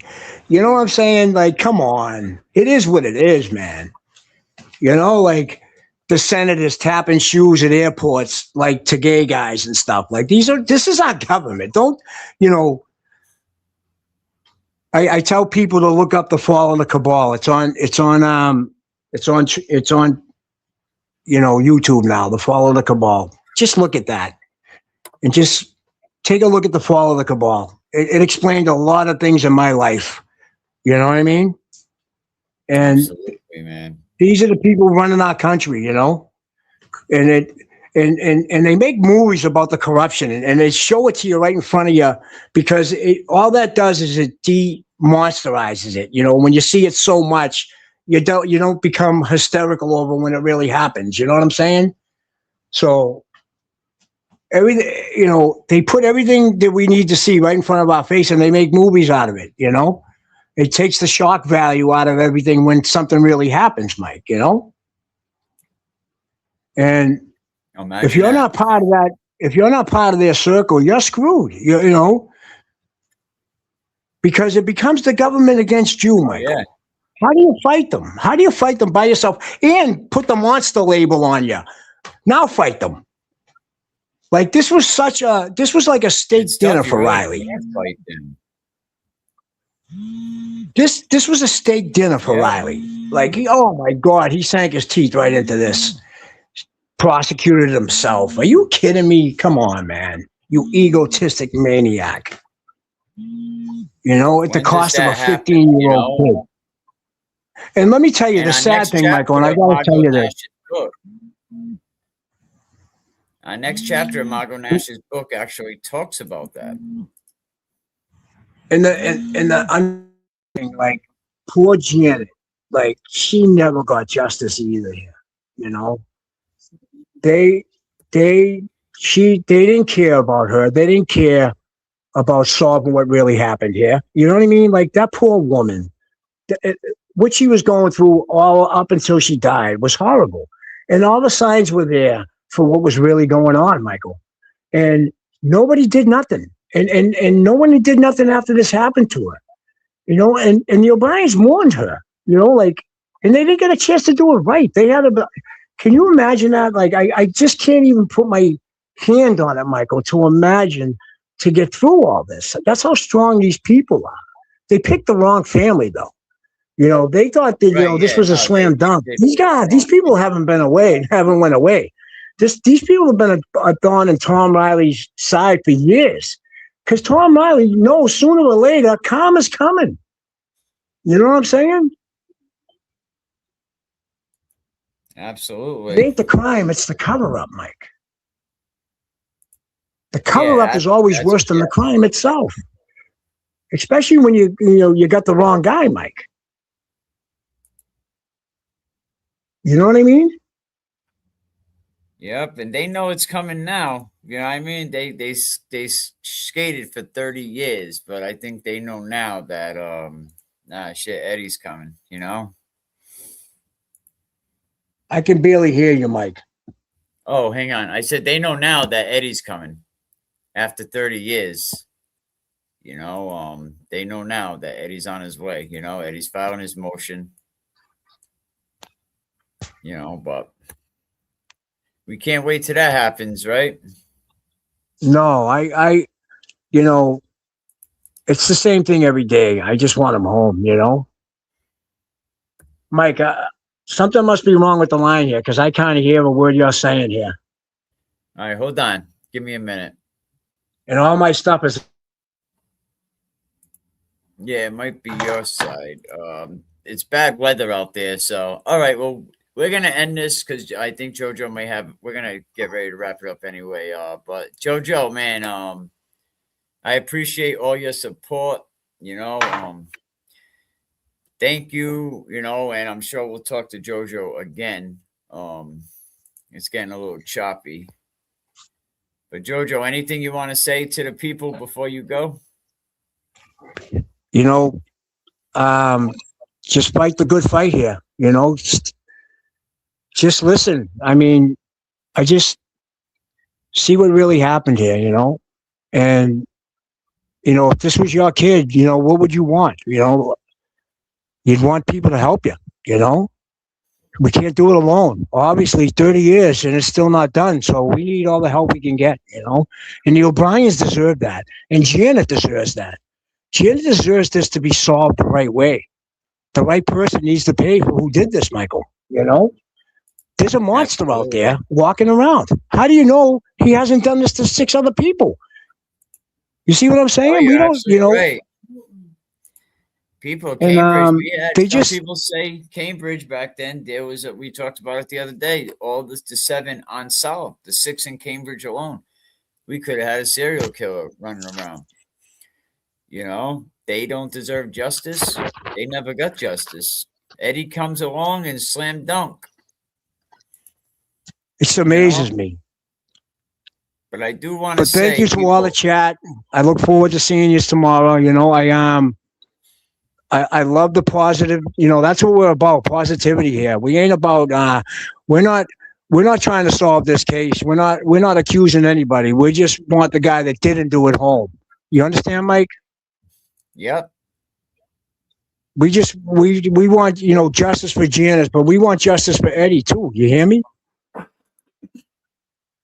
And he deserves it. You know what I mean? And listen, people, there's a support Eddie's fight for freedom. You could donate to his defense fund at Cash App $ Eddie O'Brien 6 or Venmo at Eddie-O'Brien-29. And it should be in the streamer at the top. And they send you a free T-shirt or a tote bag for a donation. You donate, I think, $30 or more, and you get an Eddie O'Brien T-shirt. A donation of 40 or more, and they'll send you a tote bag. You only have to screenshot your donation and you send it to freedomeddie-shirts@gmail.com along with, you know, your shipping address, and follow the information. You know, so yeah, do that to support. So, Eddie. Michael. Yes, sir. I'm having a hard time hearing you, but I hope you can hear me. Can you still hear me? Yeah, your connection. I think it's the weather. Hey, I need to give a shout out to Doc and Gary, Auntie Mary, Auntie Jerry. Like, these people have been fighting for him since day one. Courtney, the whole family. Like, people need to be recognized, Mike, because they're really like Honeybee and Geraldine and, you know, Robert, Rondo Supporter, 2 Cents. Like, all these people have latched on and are helping, and I'm amazed by it. And, you know, just keep it positive. That's what we're about here. You know, we no negativity here. We don't wish no ill will on anybody. We just want Eddie home. That's all I ask is one thing. Help me get my friend home. Help the O'Briens get their son home. You know what I mean? I love you guys. I'm out. All right, JoJo. Thank you. Yeah, we were having technical difficulties towards the end, but you know what? We got a good conversation with JoJo. What'd you think about it? Let me know. Put your comments in the chat. Man, shout out to that Obrien family. That was a really, really strong show. You know, appreciate JoJo being here. I want to get to the super chats. You know, big shout out to 2 Cents Word for the $19.99. Appreciate your support. As always, man, appreciate the generosity and support that we get from Freebird, man. Just the legal, you know, the things that I've been learning, you know, just off what she has been posting is just, you know, on that constitutional law stuff. You know, thank you to Freebird. You know, thank you to Law Talkers, man. Free innocent Eddie so he can go where he belongs with his family and friends. You know, big shout out to Law Talkers, man. Thank you. Thank you. And thank you, Freebird, again, you know, spinning the block. Let's go, Mikey. Thank you with the 20. You know, always appreciate it. You know, speaking of that, appreciate all the, you know, the first responders that show up when people are running out the building, you're running in. You know, free Eddie all day. Thank you. Appreciate everybody. You know, prayers and blessings for Mama and Papa O'Brien over there. Can't call him Mr. O'Brien. So Mama and Papa, man, shout out to you guys, man. You know, and let's get to some music. We'll take a break and we'll figure out what we are going to do. Because I can read something out of Margot Nash's book. But give me a minute. We'll be right.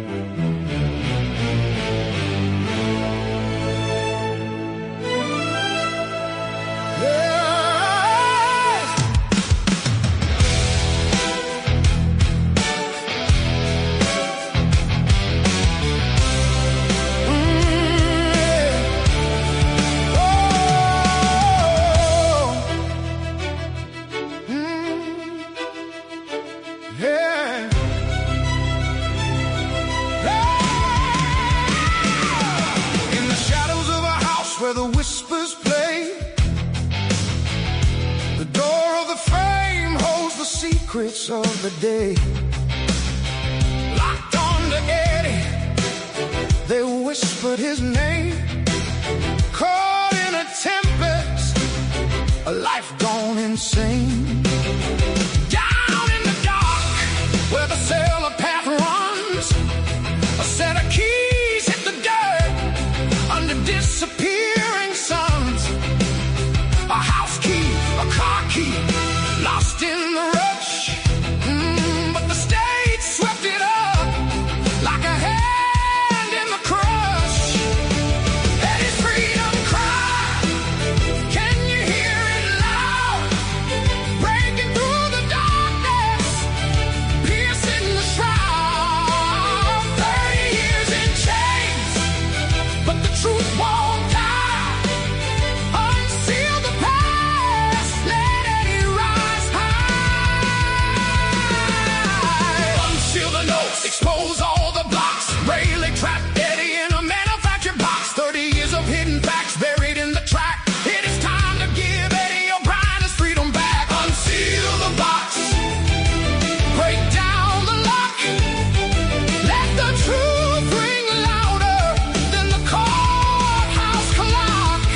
3 decades of silence, a cold prison shell. Refuse to lie, they cast a wicked spell. No remorse in their eyes, they judge from the booth. But Eddie stands tall, anchored in truth. Summer is opening, the science is real. The manufactured box begins to peel. Voices collide as hope takes its stand. With every heartbeat echoes a drowning band. Eddie's freedom cry, can you hear it loud? Breaking through the darkness, piercing the shroud. 30 years in chains, but the truth won't die. Unseal the past, let Eddie rise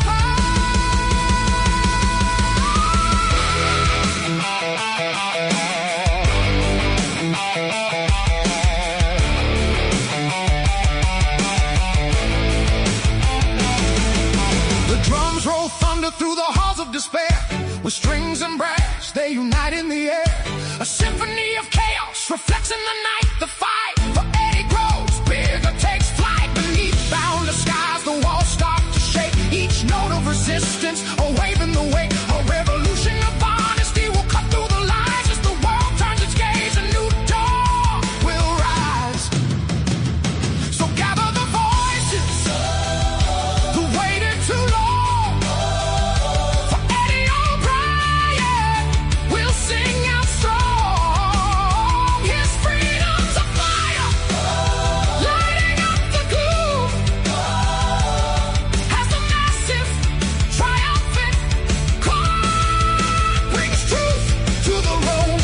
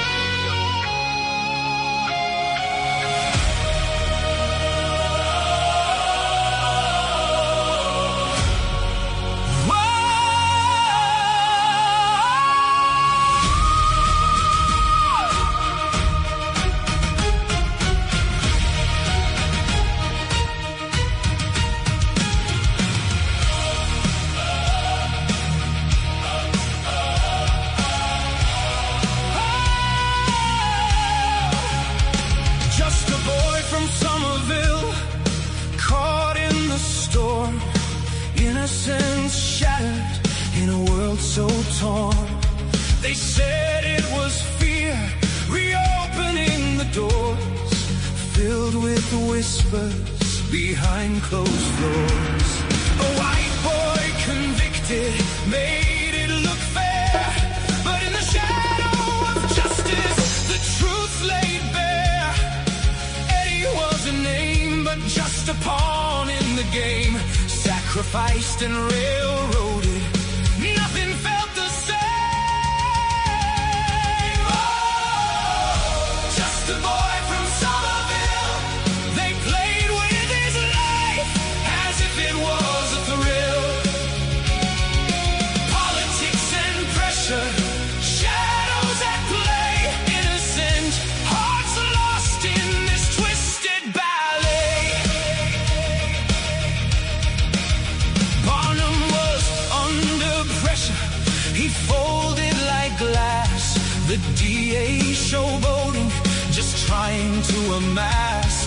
The system wanted justice, but justice was blind, changing the laws, leaving truth far behind.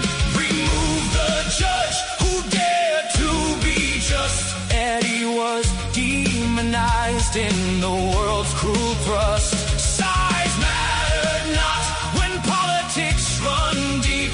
From day one he fought, but all they did was sweep. Oh, just a boy from Somerville. They played with his life as if it was a thrill. Politics and pressure, shadows at play. Innocent hearts lost in this twisted ballet. And those inside knew the story was wrong. We could have done better, sang the old wrong song. Experts pressure to twist the truth, arm in the court of despair. There was no charm, he never stood a chance. From the very start, a tragic confession, a broken heart. Watch Eddie's face when the world turned cold. An innocent spirit caught in a tale retold. The system failed him, that much is clear. A boy from Somerville, lost in his fear. Yet in the ashes, his story remains of the justice betrayed and the bitter pains. Through the lens of history, we sing his plight. Remember the boy who stood up to the night. Just a boy from Somerville. They played with his life as if it was a thrill. Politics and pressure, shadows at play. Innocent hearts lost in this twisted ballet. So let's tell his story, raise voices, unite. For every Eddie, let's stand up and fight. Just a boy from Somerville, forever will stand in the heart of the people. His truth in our heads.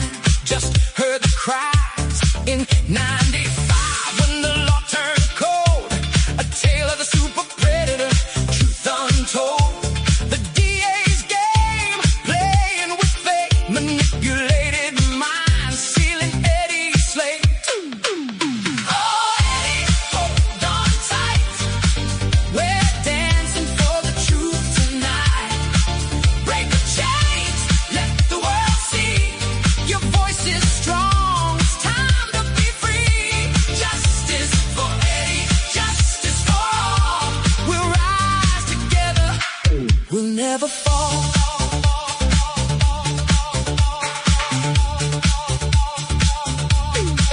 Exculpatory truths left on the shelf. Margot Nash spoke, revealing the stealth.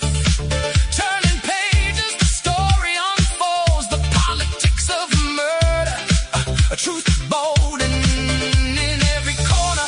The whispers of doubt, a system that's rigged. Can't we just shout? Behind those bars, he's waited too long. An innocent heart, where does he belong? Oh, Eddie, hold on tight. We're dancing for the truth tonight. Break the chains, let the world see. Your voice is strong, it's time to be free. Justice for Eddie, justice for all. We'll rise together, we'll never fall.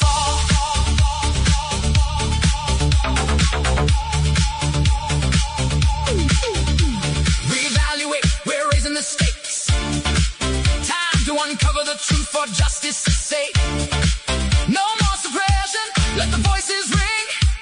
Together we rise, it's a hell of a thing. We'll sign the petition, take back the night.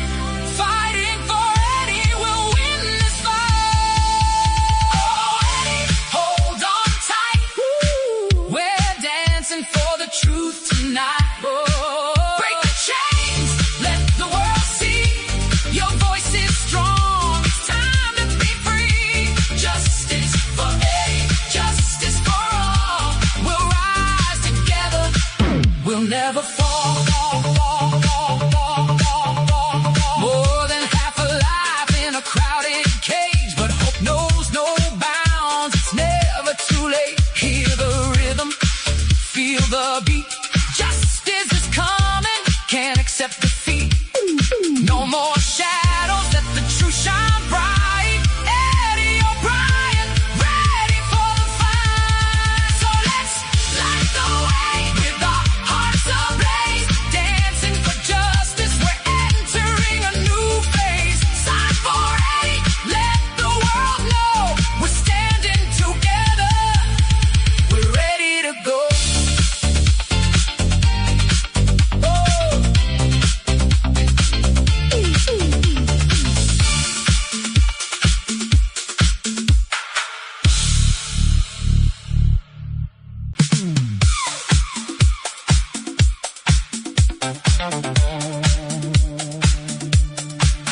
That was rocking right there, man. What's going on, man? We back. How we doing? You know, yeah, big salute to everybody out there, man. Appreciate y'all. You know, give me a minute. We're gonna get into Margot Nash's in chapter 8, if y'all are up for it. There's a lot of chapters in this book. I wanna try to work it out. But listen, if you're looking for an Eddie O'Brien t-shirt, like I said earlier, you can support his defense fund. You know, they'll send you a free t-shirt or a tote bag as a thank you. You know, you donate 30 or more, you get a t-shirt, or you can get a tote bag. You know, so when we come back, we're going to jump into chapter 8. And let me tell you something. This chapter is where you really see how the system lined up against this 15-year-old boy before he even had a damn chance to breathe. Shit, Eddie wasn't just fighting a case. He was fighting a political damn machine that already decided Eddie's future. You know, so like the grand jury we're going to get into this chapter, but the grand jury is going to get called in back in 1995. And that's supposed to be a neutral process. But was it? Was it a neutral process? We already know. Maybe this will help you out.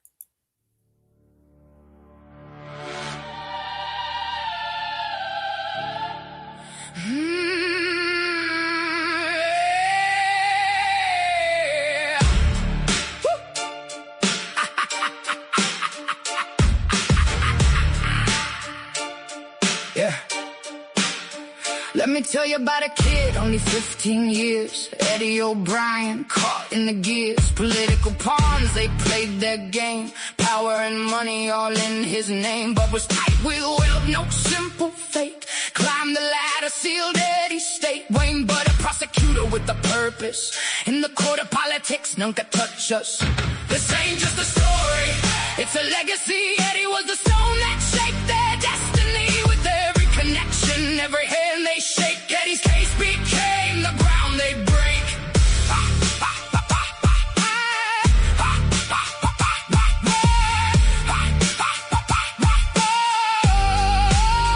Riley and Bud, best friends since youth. Built a law firm, they spun the truth. When Riley took the case, he was never alone. Built on foundations, powerfully grown. With the Budwell network, they made a show. Charlie Baker in the mix, he's part of the flow. All linked together, climbing the heights. On Eddie's back, they rose to new sights. This ain't just a story, it's a legacy. Eddie was the stone that shaped their destiny. With every connection, every hand they shake, Eddie's case became the ground they break. Kimberly Budd, her name now in lights. Chief Justice of the court in the highest of fights. Calls Riley godfather, mentor, uncle too. Let that sink in deep. Eddie's pain paved through. Judge Heffernan ruled fair, you played your part. But the pressure came down like a storm in the dark. It wasn't about truth, wasn't about rights. It was all about power and their political heights. This ain't just a story, it's a legacy. Eddie was the stone that shaped their destiny. With every connection, every hand they shake, Eddie's case became the ground they break. Eddie got used by a system so cruel. A pawn on the chessboard, they played him as a fool. So remember his name, let it echo, let it be free. Eddie till it's backwards. Fight for the right you see. Can we keep it real honest? Let the truth ignite. We don't bend, we don't break. We will stand for the light.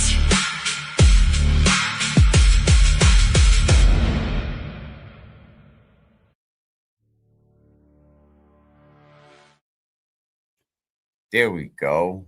There we go.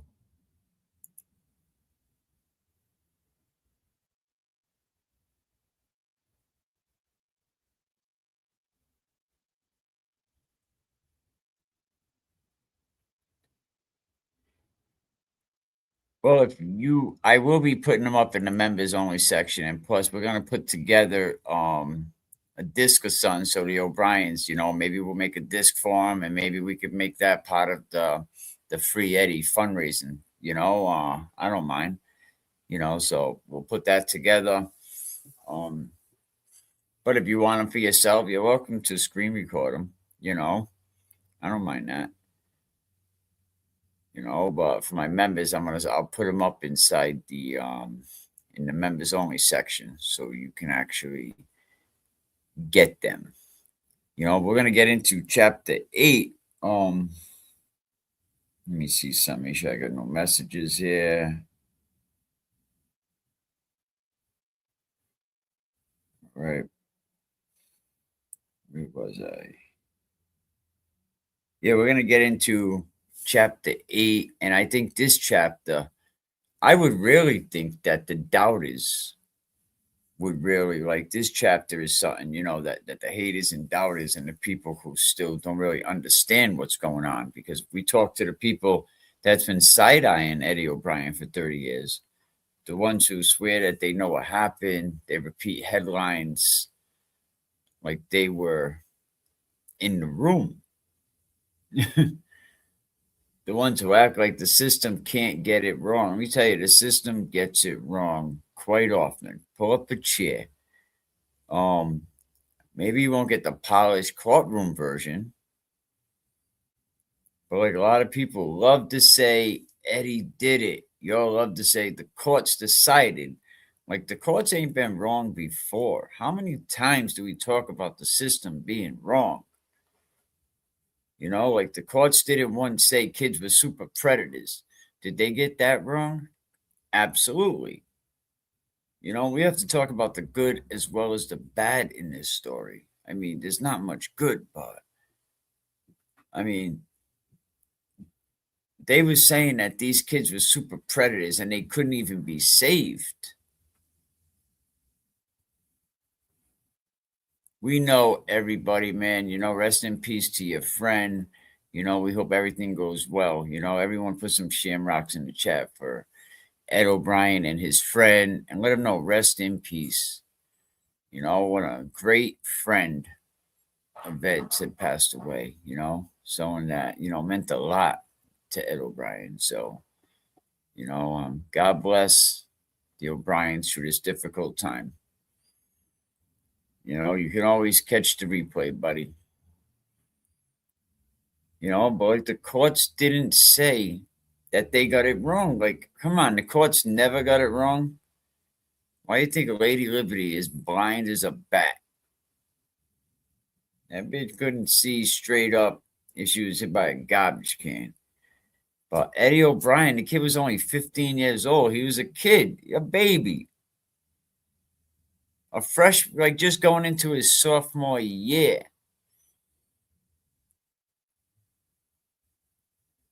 Didn't want to hurt kids on the football field. They didn't investigate this case. And for the naysayers and doubters, they didn't even question it.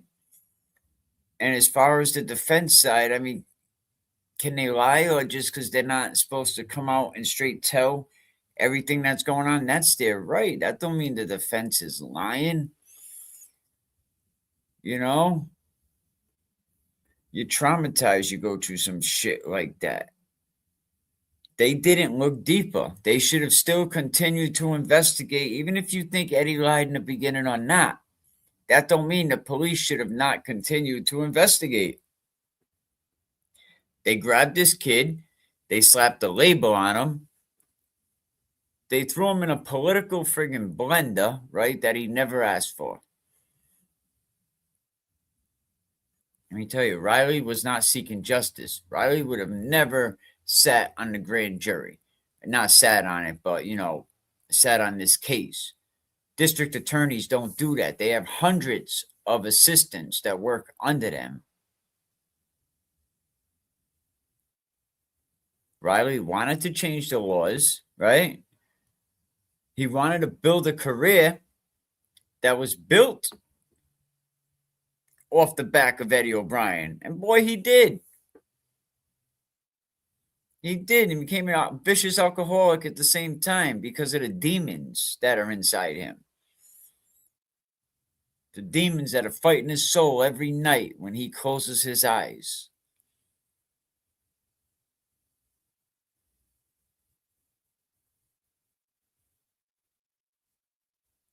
Riley wasn't seeking justice. Everyone knows, right? He was seeking headlines. He wanted to change laws. He wanted to build a career. He used Eddie as a pawn to push straight across the board. And a lot of doubters, y'all whispered. And y'all repeated the same old story. But what about evidence that was ignored, exculpatory evidence? What about other suspects that were overlooked or not even looked at in general? This law was weaponized. And in this chapter, I think Margot Nash is going to lay it out. She didn't write the book for fame. She wrote it because the truth was too heavy to keep quiet. And Eddie's been sitting in a cell longer than he's been alive on the outside. Eddie lost decades on this shit. Family moments, life milestones. A family. He could have been married already with a family and children of his own, while maintaining the same thing since day one. Eddie didn't do this. And here's a part that the haters can't explain. He was the monster they painted him as. Why did they have to bend the rules? If Eddie was such a monster, why do you got to bend the rules? Why did they skip hearings? Why'd they hide evidence? Why did they use the law to assume guilt before innocence? Just tell me this. If or you have doubts, or Eddie, just explain that shit to me. Because Eddie O'Brien didn't get justice. He got railroaded. And the train is still going. So I don't think you have to like Eddie. I don't think you even have to know him. But you do not have to face the facts. And a kid was thrown into an adult prison that was built to scare people, built on politics and bullshit science. And that's just a fact. He was denied a fair shot. We can't deny that. Even your hating ass can't deny that. He was sacrificed so someone else could climb a ladder. We definitely can't deny that. But now that the truth's coming out, right? And now that the lies are exposed, now that the science is being debunked, you're still doubting? I mean, I don't think that's justice. I think that's ego. We're going to get into this book because, shout out to Margot Nash, for putting the truth on paper. Shout out to Eddie and the O'Brien family for surviving a system that tried to break them. Shout out to everyone supporting these platforms, man, signing these petitions, refusing to let this case fade away. Because freeing Eddie ain't about proving hate is wrong. It's about proving justice still exists. And if you still doubt after all this, then that's on you, right? But we're going to keep fighting for Eddie O'Brien, keep fighting for all the innocent people that the system just railroaded. We're going to keep speaking, keep pushing. Free Eddie, free all the guys that the system screwed over. But definitely free Eddie O'Brien. We'll be right back. We're going to get into some Margot Nash. You know what I mean? Check out Chapter 8.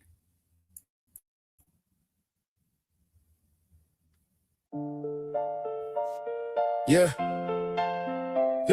Yeah, he should have.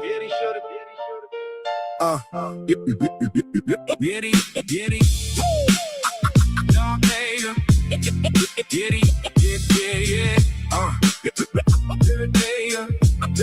Yeah. 15 years old. Trap. Yeah. Yeah.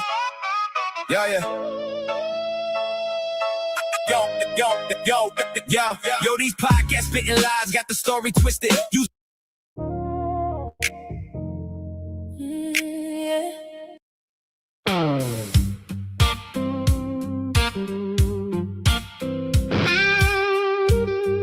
I'm sorry, that shit was straight bugging. My bad. You always don't work this way.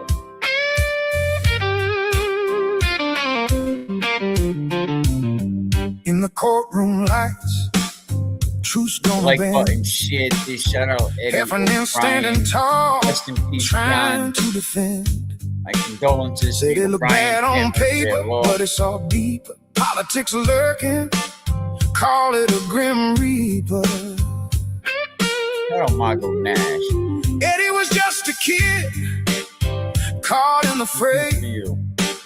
But the power players had a game to play.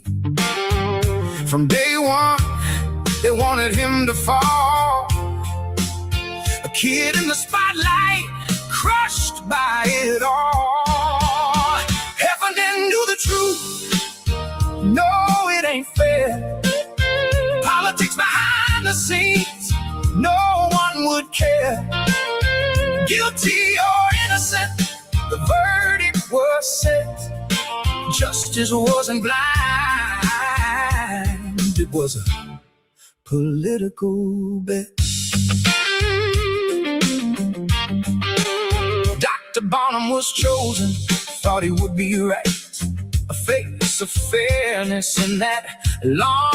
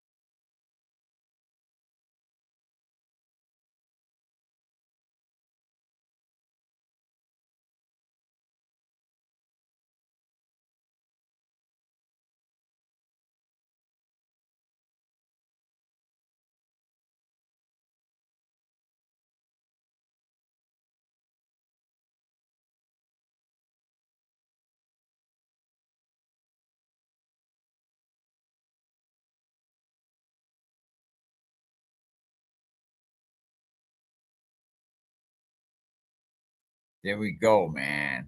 There we go. I like that jam. That's a good one. That's a good one. All right, let me get this picture down. What's going on, everybody? We're gonna read chapter 8. And thank you, Mac Man. A guy also robbed the system and took it to the chin. Shout out to Mac Man. It makes me think the DA is supposed to stand up for justice. And a lot of straight shooters, are gonna start seeing this stuff, about you're gonna start hearing about how the system is so crazy and so bad and how many people they do this shit to. But they do this to tons of people all the time. Let me get this picture down. They do this to people all the time, and they want you inside, and the only thing they respect is violence.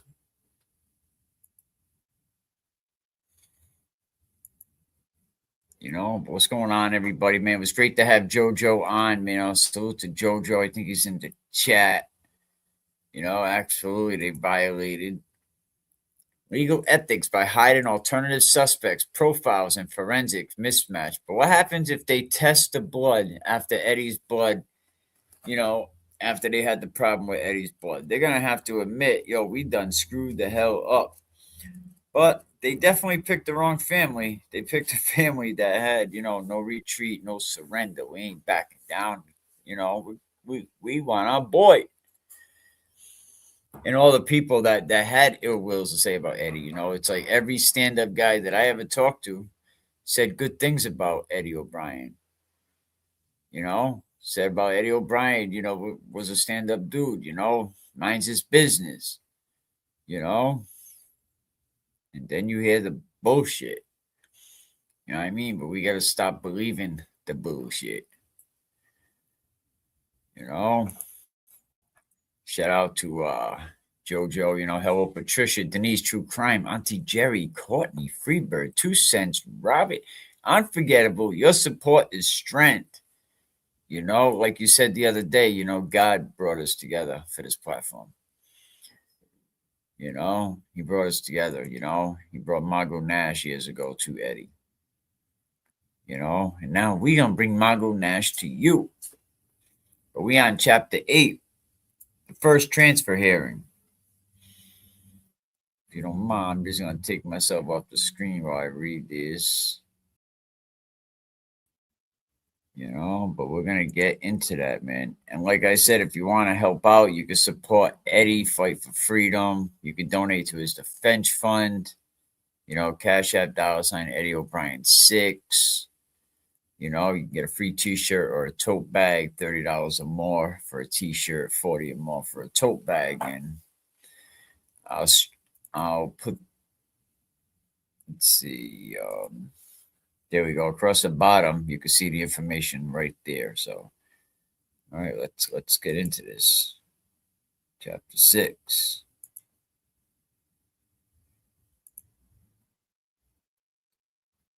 Absolutely. Zero respect. We don't tolerate no respect. Disrespect. No disrespect, rather. Excuse me. So Eddie O'Brien was indicted by the grand jury in August of 1995, just 1 month after his arraignment in juvenile court, with the district attorney presenting the case himself. Imagine the weight it carries for jurors to see the official they voted for, the elected district attorney for the largest county in Mass, up there in person. And that don't happen. You got hundreds of assistants that work under you. Why are you going to have a DA? That's like, you watch Law and Order. You see the guy, Adam Scheck, that sits behind the desk and he says, I told you to, make a deal. That's like him coming out from behind that desk and trying a case himself. This just don't happen. And it's rare that a true bill is basically an indictment. And a no true bill is when they don't indict you, when it goes in front of the grand jury. So it's rare that a true bill indictment would not be handed down by a grand jury. Tom Riley hardly needed to present this case himself.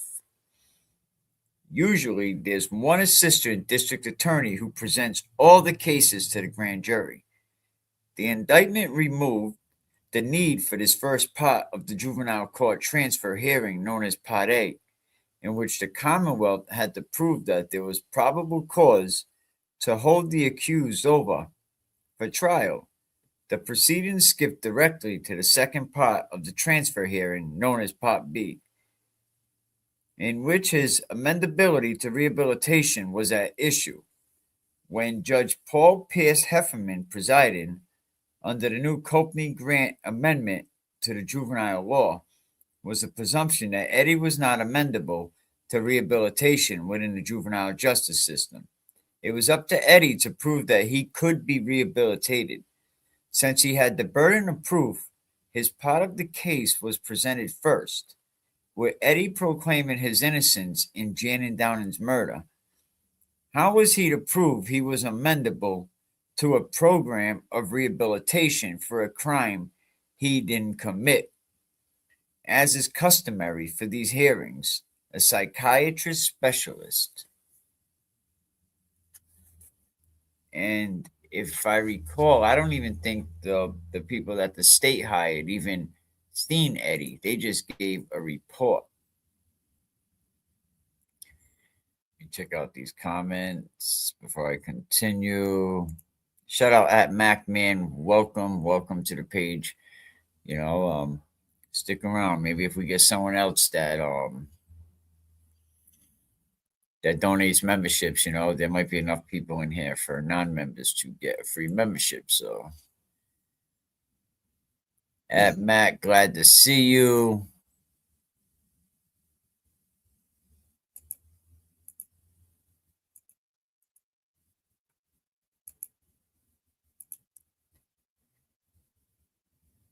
And I hate telling people this, but I guess YouTube, they want you to, you can grab a membership or gift memberships. I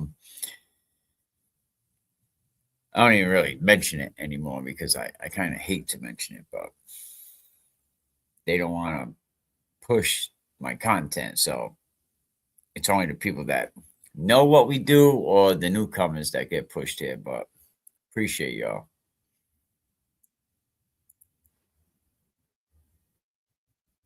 That's why I let the mods do it for me. Riley was like a monster using his career to seek vengeance.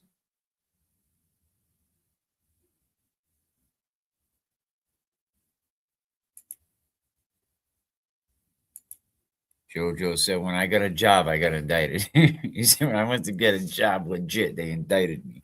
That's crazy. I was just thinking of that. So as a customary for these hearings, a psychiatrist specialist was appointed by the court in an in-depth evaluation of the juvenile defendant to determine whether he was a candidate for rehabilitation. And for the purpose of these evaluations, the expert evaluator assumes that the youth committed the crime in order to determine if he would be amendable to the services offered in order to rehabilitate him. In Eddie's case, his attorney made it clear in his instructions to Eddie and in his comments to the court that Eddie had a Fifth Amendment privilege against self-incrimination and that he had instructed Eddie not to discuss any aspect of the crime itself with the evaluator. The judge reiterated over the Commonwealth's objection that Eddie, in fact, did have the same constitutional right as any other defendant, and he directed the psychiatrist not to inquire about the crime itself when meeting with Eddie. So Eddie pled the Fifth Amendment, and his attorney gave him instructions to do so when he met with the state psychiatrist. It's saying aspects of the crime to the evaluated judge reiterated the Commonwealth's objection. His attorney's decision to press the Fifth Amendment issue would create more problems than it solved. Eventually, it would give the Commonwealth reason to appeal the judge's final decision in this case. And that's why it's great when Mr. O'Brien is in the chat, because he's usually the one that breaks a lot of this stuff down and explains just how bull crap it was. But secondary as the important part is assessing a psychiatrist is the level of remorse exhibited for the crime. Every time he could, the district attorney drove home the fact that the psychiatrist said Eddie expressed no remorse. More importantly, through allowing Eddie to tell his story, would have put into evidence his version of what he saw that night. The Commonwealth already knew Eddie's version. Investigators had a copy of the sodium amytal interview with Dr. Spires, during which he discussed finding his best friend's mother slain that night. Eddie had told the same story both before and after the sodium amytal was administered. Now, you're not beating that test. You know, like that amytal test, some call it truth serum. You know what I mean? And I think I read, or somebody might have said that Eddie might have had a double dose of it because of his size. I'm not sure, but that shit whacks you out. I watched an episode where a man that allegedly couldn't walk, that dude got up and walked. I was like, yo. So it was kind of, you're not passing that test. Eddie says he walked in, he found Janet on the floor. Boom, he goes over. Oh, you okay? Kneels down, rolls her over. Boom. Yo, what are you doing here? I'll kill you. Oh, hell no, you won't. Bounces out of there, runs out of there, crashes through a damn pricker bush.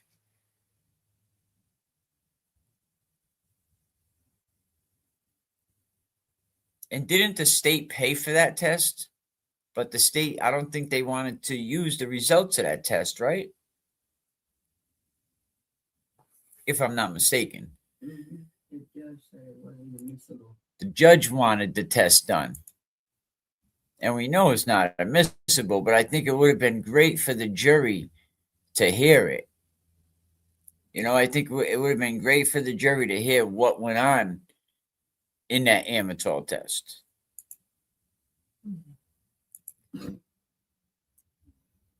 My opinion, anyway. His attorney decision to press this Fifth Amendment issue would create more problems than it solved. Eventually, it would give the Commonwealth reason to appeal the judge's final decision in the case. Secondly, an important part of what is assessed by the psychiatrist is the level of remorse exhibited for the crime. Every time he could, Riley drove home the fact that the psychiatrist said Eddie expressed no remorse. More importantly, through allowing Eddie to tell his story, would have put into evidence his version of what he saw that night. The Commonwealth already knew Eddie's version. Investigators had a copy of the sodium amytal interview with Dr. Spires, during which he discussed finding his best friend's slain mother the night. Eddie had told the same story both before and after the sodium amytal was administered.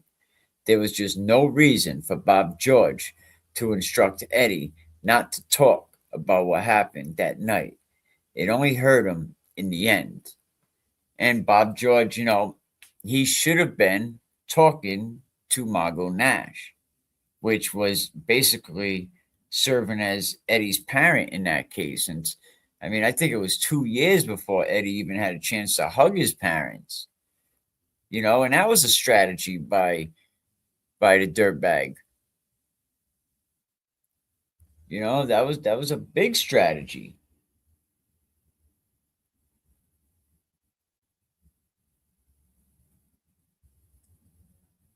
Big shout out to Miss Luscious for gifting the 10,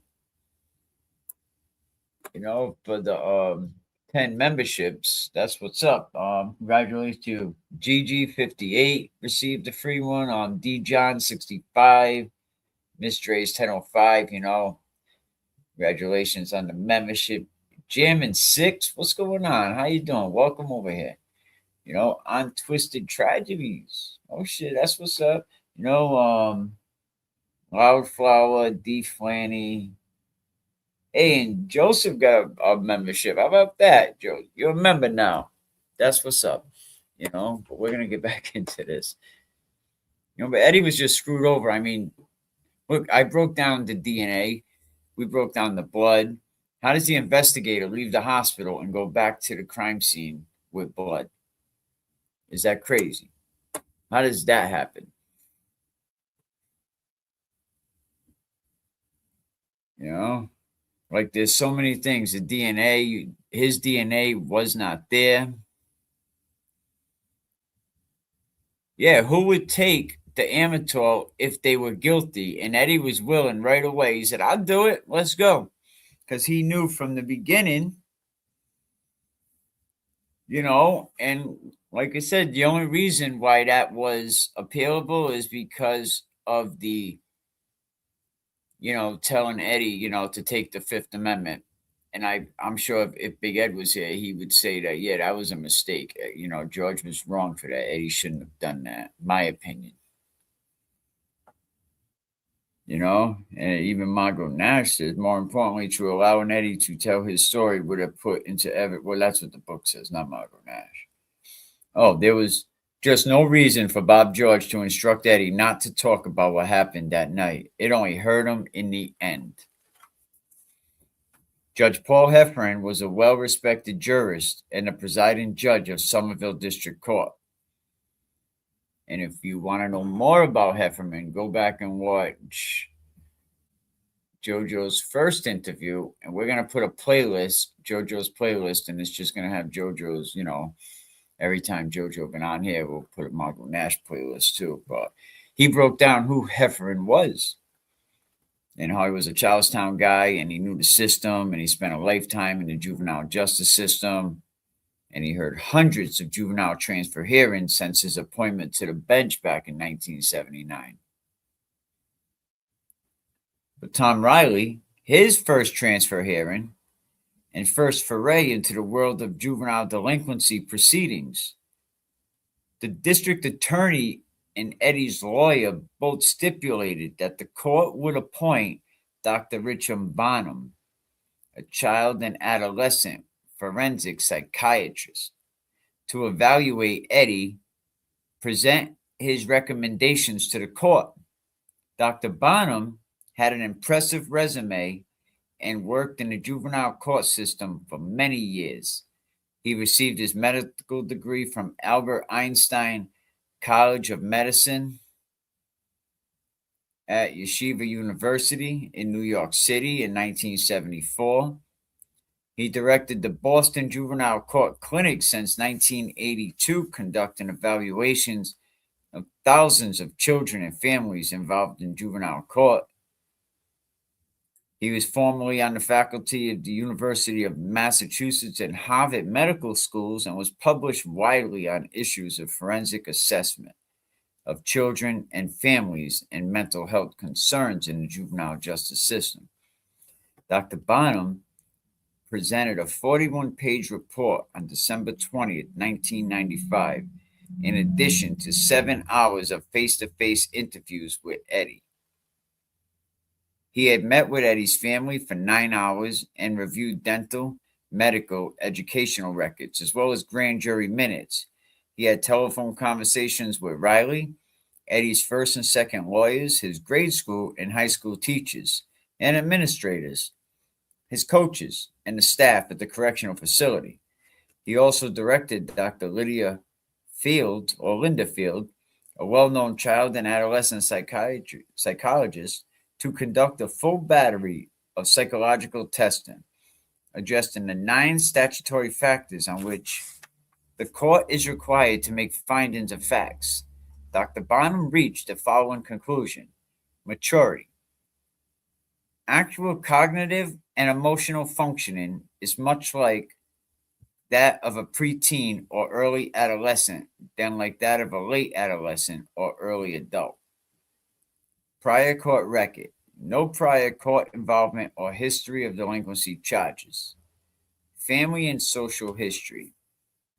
Came from a stable, intact, loving family in which there is no reported history of violence, abuse, neglect, or substance abuse. So they hit his maturity, He said it was much more like an early teenager than, a late adolescent. No court record, great family background, no indications at school of bad conduct, no problems. His academic record has been consistent. His social background maintained successful peer relationships, has been involved in a number of pro social activities involving service in the community. So far, it sounds like Eddie is a candidate for rehabilitation in the juvenile justice system, right? Success or lack of success with any past treatment efforts. The only treatment in which Eddie has been involved in is speech therapy in early childhood, age 3 to 5. Services available to the juvenile justice system. The nature of services available to him is not entirely clear at this time because there probably wasn't many. Juveniles committed on murder charges would remain at the Plymouth Correctional Facility to age 21. Clinical services to the population have been in flux and are currently under review and redevelopment because they don't have any. That was probably the problem. That's why, we can't find any because there isn't none.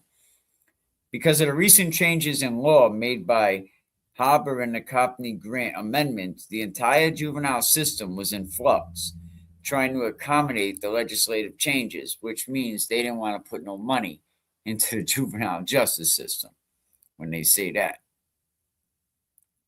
So not only did Eddie have to prove he was amendable to rehabilitation for a crime he didn't commit, he also had to prove he was amendable to a treatment program that didn't even exist. How do you do that? He has to explain how I'll do this treatment program that they told me this is the guidelines of the program, but there is no program. No program existed.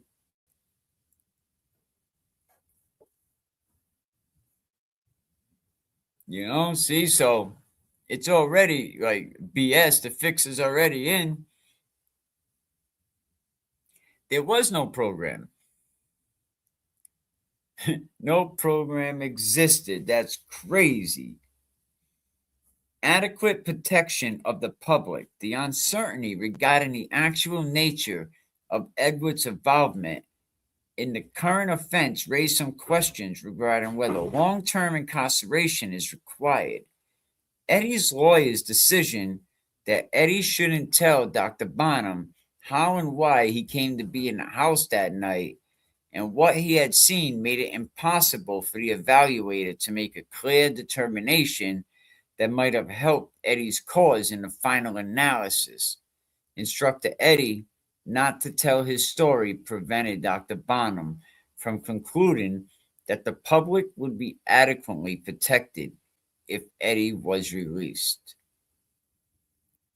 So it seems like is Margot saying that George made a mistake by telling Eddie to plead the Fifth Amendment and by not telling his side of the story to the evaluator. But did it even matter? Like everyone says, it wouldn't have even mattered what happened. Margot says it herself. Nobody could have saved Eddie. Nature, circumstances, and seriousness of the alleged offense. Available information regarding the killing of Miss Downing suggests that it involved a struggle and took place over some period of time. The specific event leading up to and including the unalive remain a matter of speculation, as does the motive. And this went over 3 rooms. I mean, Janet was beefing down the stairs over 3 rooms, and Eddie don't get no blood on him. A little piece on his knee, I think, from turning the body over, but went over 3 rooms. So even if he did change his clothes, you're still gonna get matter. And this ain't just regular blood, like a bloody nose. This is thick. You're not just washing it out, like you're gonna see it.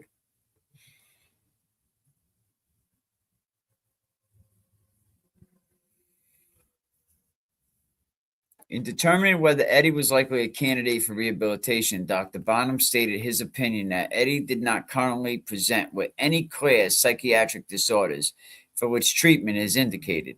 Again, the evaluator noted that he was at a loss to be more definitive because Eddie did not provide information either about his involvement in the offense or about his own emotional reactions. Dr. Bonham could infer either the presence or absence of a more serious personality pathologically. His clinical impressions based his interviews was that it's more likely that he does not in fact have a serious personality disorder than that he does. Dr. Bonham's opinion was that Eddie's prognosis was for successful treatment within the juvenile justice system was good. Now it was the district attorney's chance to show Eddie was not amendable to treatment. So Dr. Bonham was like, Eddie's good to go.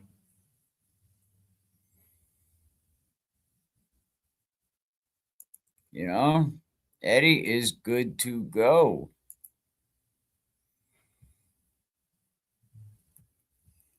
D.A. Riley's case at the first transfer hearing presented all the evidence regarding the horrific nature of this crime.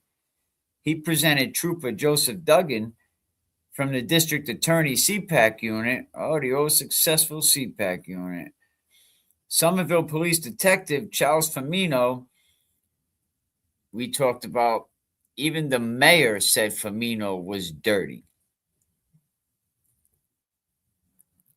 A first responder that night and one of the EMTs from Catalando Ambulance Service, he elicited a long and detailed testimony from the state medical examiner, Dr. Leonard Atkins, who did the autopsy.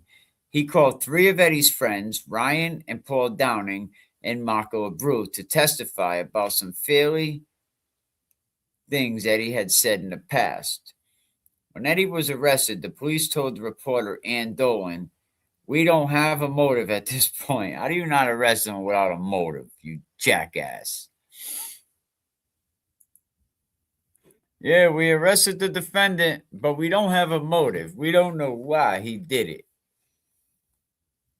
That's great. So now you got to reverse profile, right? And make a motive fit Eddie.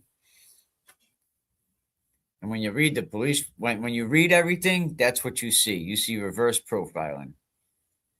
When Eddie was arrested, the police told the reporter, "We don't have a motive. We can't even think of one." Yo. How is that not crazy? How is that, that is crazy. What are you charging me for? I don't know. You know what I mean? We don't know. We don't know why you did it. We're just going to arrest you because you know what? You're going to make the paper. You know what? You're going to make great headlines. So we all drew straws and we decided that we're going to arrest you because, we don't know why. We don't really know the how, the why. We could make up the when. We could fill in the where. Disgusting. When Eddie was... The Downing son's testimony was intended to lay the foundation for the emerging motive the Commonwealth was trying to develop, that Eddie had a peculiar interest in their mother. Marco Abreu testified he seen Eddie on Hamlet Street coming out of the bushes the night of the murder. He originally told the cops that he wasn't sure whom he had seen. And Marco's a lying little bastard. Let me tell you something. Marco is a lying little bastard. I'll break down why in a minute, if I remember. He said he seen him coming out of the bushes. He originally told the cops he wasn't sure who he seen the day after the murder. He was overheard saying he was still unsure. By the 3rd day after Eddie's father told him he was now unwelcome at their house, Marco's mother called the police so he could make a 3rd statement. Really, Marco? And now he's 100% sure it's Eddie coming out of the bushes behind the Downing house that night. And I bet when he went to talk to Marco's father, I bet he was, I mean, when he went to talk to Eddie's father, he was probably wired. He probably had a wire on him. All of a sudden, like, and, you know, and like it was mentioned, JFK mentioned it. When Marco was at the corner store, the convenience store, why didn't he say to Eddie when he said, what? Why didn't he say, Eddie, I seen you? You know what I mean? No, you didn't. Yeah, yeah, I did. I seen you coming out of the bushes. And I think Eddie don't even deny that he might have. Like Eddie did say he did run out of the bushes after being grabbed from behind. He never denied that. None of this evidence went of Eddie Obrien to rehabilitation within the justice system, the only purpose of the first transfer hearing. When he read Dr. Bonham's report in December of 95, Riley had to be very worried by the absence of motive in the case. 2 weeks after Dr. Bonham submitted his report, the district attorney met with him and conveyed information that he had not conveyed in our telephone conversations prior to the submission of my original report. Riley told Bonham that a newspaper article had been discovered in Eddie's bedroom describing another murder by adolescent perpetrators. This article would become the subject of much confusion at trial. Now, remember what Riley's note said? Find something small and blow it out of proportions. You turn a newspaper article over, I think it was a baseball card, some stuff that was going on in a baseball card show. He also told Bonham that Eddie had obtained a key to St. Joseph's School and entered the school both alone and with friends. The testimony at the transfer hearing regarding the key and the school proved to be very different from what Riley suggested to Bonham on January 5th, 96. In fact, Eddie's friend testified that Eddie and his friends played hide and seek in the closed and abandoned school. Horrible. That's horrible. Imagine that. That is horrible. Dude, we broke into the Rhode Island Medium Security broke down. I mean, shut down for good. We broke into that. Okay, that's so horrible. In addition, Riley told Bonham that Eddie has been stealing money from his grandfather in the 6 months prior to Janet Downing's murder. This was never verified by anyone, nor was ever raised at trial. Downing had begun to report missing money after Eddie's grandfather's money went missing. This also was never verified and was never raised at trial. Eddie told friends about looking through Downing's window and watching her undress shortly before the murder. Ryan Downing alleged that Eddie told him he once saw her undressing in her bedroom window. Eddie denies he ever saw this or told Ryan he saw it. Eddie did have prior police involvement. He had been questioned once by the Medford police regarding a burning mailbox, but was never charged in the case. Riley implied that he had been guilty, but got away with it. That's crazy. And also, if you go to the truthabouteddieobrien.com, when you look up Paul Downing, I believe you will find a video evidence of where Paul lied. It was Paul the one that said that he stared into, I think it was Eddie's sister's window and watched her undress. So, when you go over there, it's, let me see where it is. I think,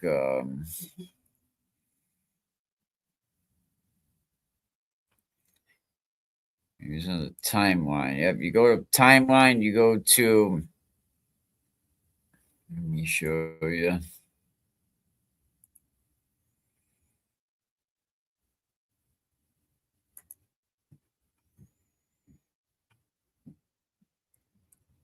Yep, and I'll show you that in a second.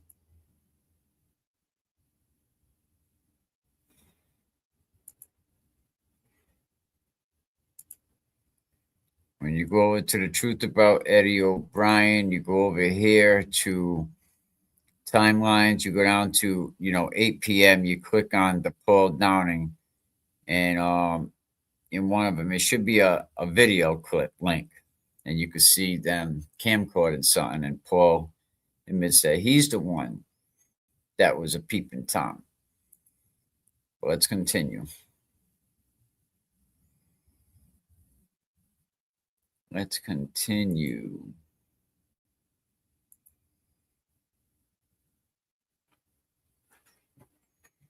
Eddie's attorney objected to the omission of this addendum to Dr. Bonham's report to the transfer hearing, due to the unverified statement and the fact that the DA only thought to inform Dr. Bonham about the allegations.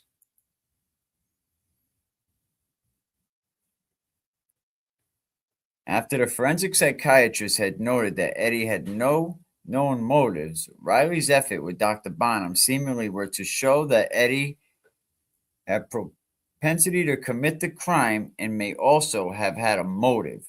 So now you know a motive. Judge Heffernan didn't allow the addendum into evidence. Riley, meanwhile, engaged the services of a former FBI special agent, Greg McCrae.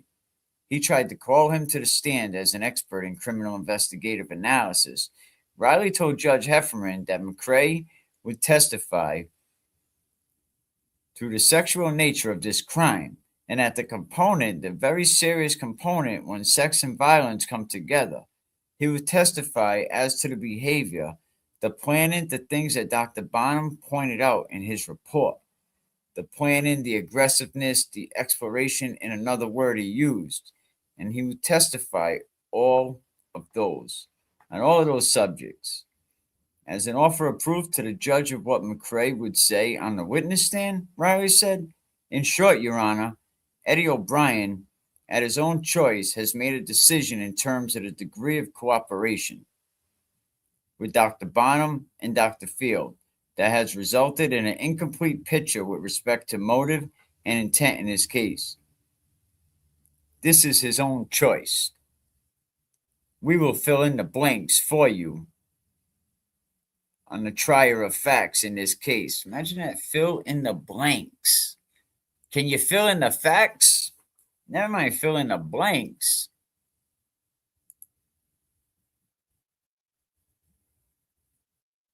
Can you fill in the facts?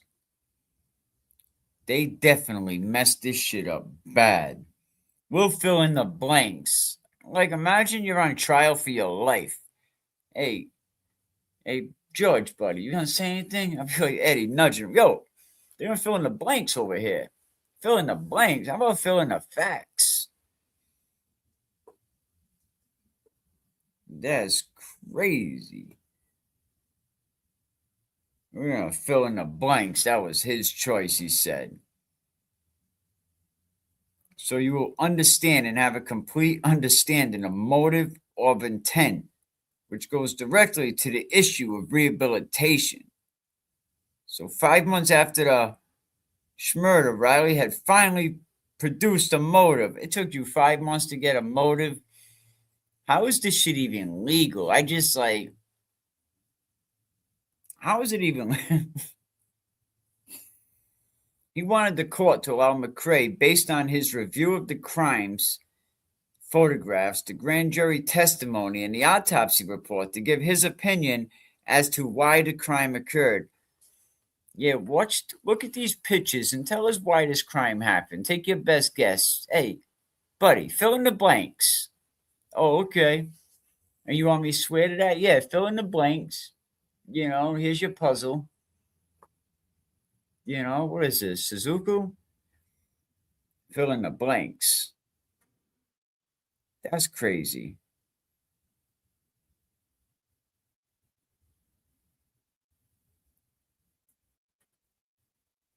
He told him to fill in the blanks. Grand jury testimony, autopsy report, to give his opinion as to why the crime occurred, how it was premeditated and carefully planned out, and what Eddie's motivation and intent were in committing the crime. The court didn't permit McRae to testify. No shit, I hope they didn't. Fill in the blanks. Give me a minute. We'll be right back.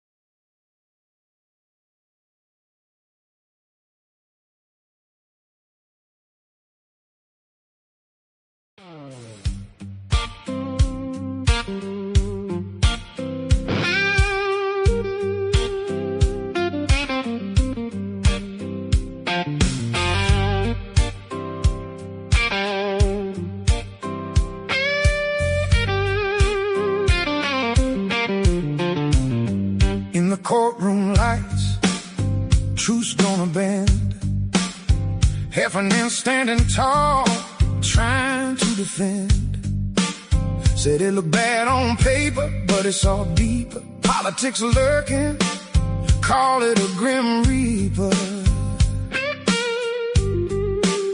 Eddie was just a kid, caught in the fray, but the power players had a game to play. From day one, they wanted him to fall. A kid in the spotlight, crushed by it all. Heffernan knew the truth. No, it ain't fair. Politics behind the scenes, no one would care. Guilty or innocent, the verdict was set.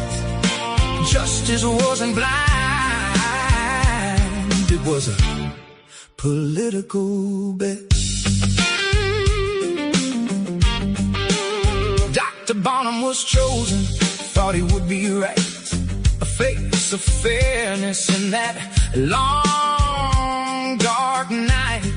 But the DA smiled wide, played both sides slick. Heffernan thought neutral, but maybe that's the trick.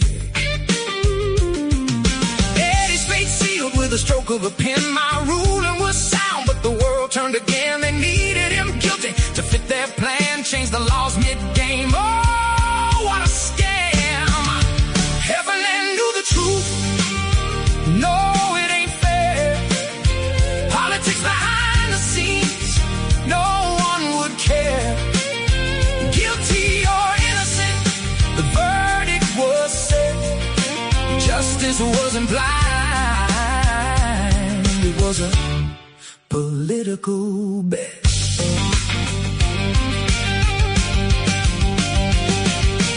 Juvenile court, he should have stayed there. 20 years, not a slap, but no one would care. System in panic cause he stood his ground, but the wheels of justice just turned him around. They wanted Eddie down, they wanted him lost. With the stakes so high, he paid the cost.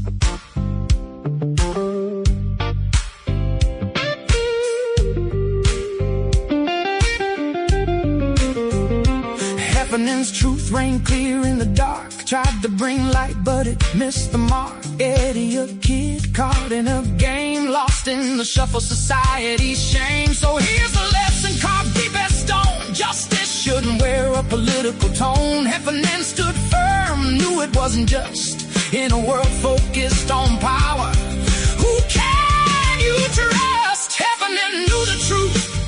No, it ain't fair. Politics behind the scenes, no one would care. Guilty or innocent, the verdict was set. Justice wasn't blind, it was a political bet. So let's remember as the story unfolds, the tales of the innocent, the truth yet told. Heffernan knew the truth, and it cuts like a knife in the courtroom of power. What's the cost of a life?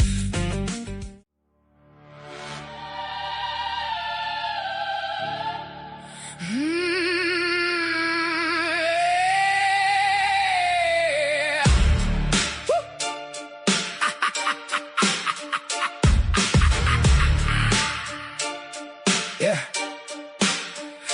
me tell you about a kid, only 15 years. Eddie Obrien, caught in the gears. Political pawns, they played their game. Power and money all in his name. But was tight with wealth, no simple fate. Climbed the ladder, sealed Eddie's state. Wayne, but a prosecutor with a purpose. In the court of politics, none could touch us.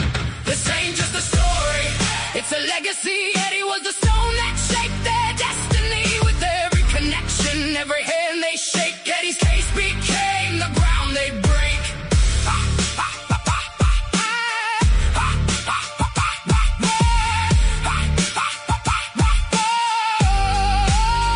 Riley and Bud, best friends since youth, built a law firm, they spun the truth. When Riley took the case, he was never alone. Built on foundations, powerfully grown. With the Budwell network, they made a show. Charlie Baker in the mix, he's part of the flow. All linked together, climbing the heights. On Eddie's back, they rose to new sights. This ain't just a story, it's a legacy. Eddie was the stone that shaped their destiny. With every connection, every hand they shake, Eddie's case became the ground they break.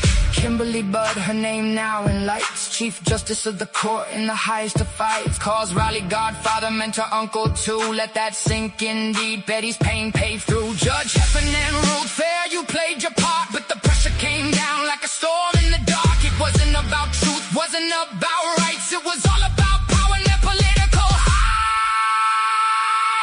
This ain't just a story, it's a legacy. Eddie was the stone that shaped their destiny. With every connection, every hand they shake, Eddie's case became the ground they break.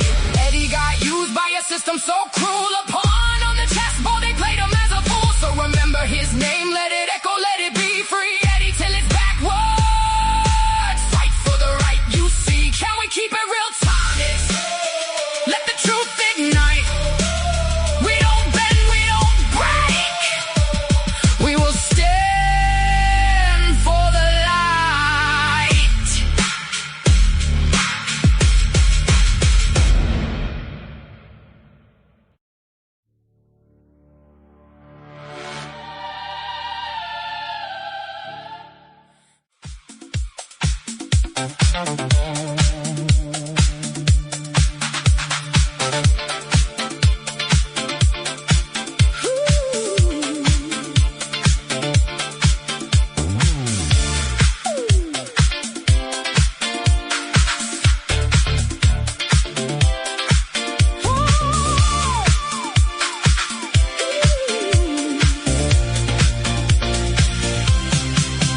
Years old, life in a flash. Eddie O'Brien's dreams turned to ash.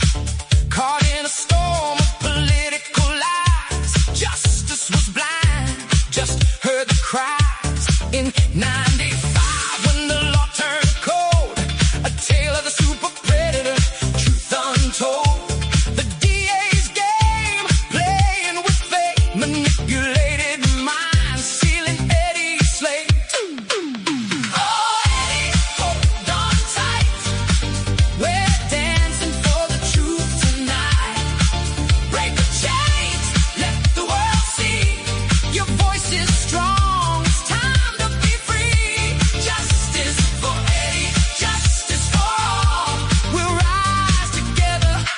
We'll never fall.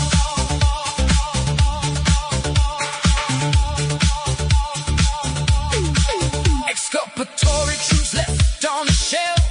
Margot Nash folk revealing the stealth. Turning pages, the story unfolds. The politics of murder, a truth bold and in every corner. The whispers of doubt, a system that's rigged. Behind the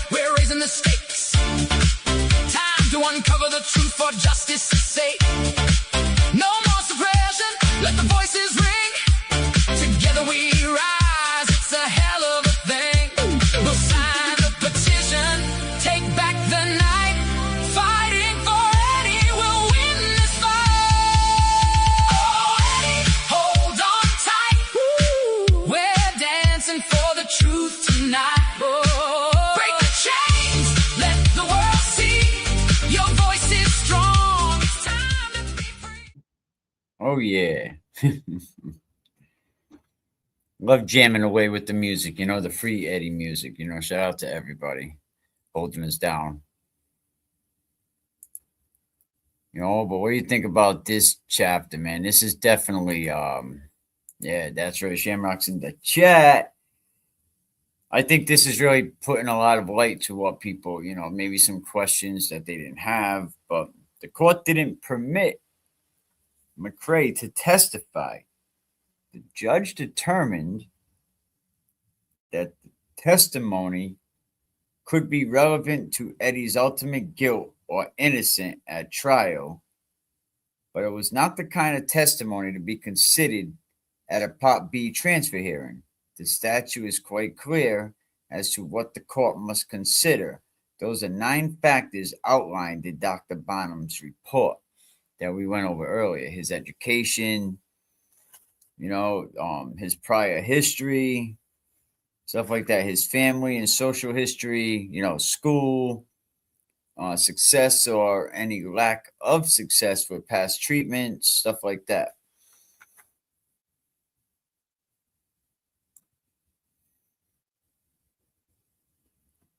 The last of the 9 factors, the nature and seriousness of the crime, was undisputed. The judge did not need an expert to tell him that this was a vicious and brutal crime.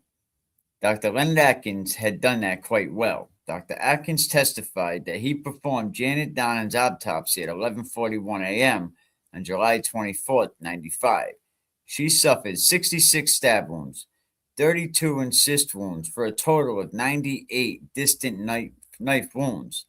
An incision wound, a cut and slashing type wound, longer than it is deep. The doctor's 39-year career, he said he could not recall seeing that many wounds on a single victim. Downing had fought. She had defensive knife wounds on both hands, her wrist, her left arm, and 2 fingers of her left hand. She had a stab wound on her upper part of her left forearm and an abrasion on her elbow. She had been assaulted virtually everywhere. Everywhere. Don't you think this kid would have had wounds on him? She suffered a total of 5 wounds, 2 stab wounds to the back of her skull, an incision wound above her left ear, a scrape to her head, bruising to her ear. Her neck had 3 stab wounds and 22 incision wounds ear to ear across her back, inflicted in the coroner's medical opinion after she was unconscious. Hang on, I gotta shut my front door.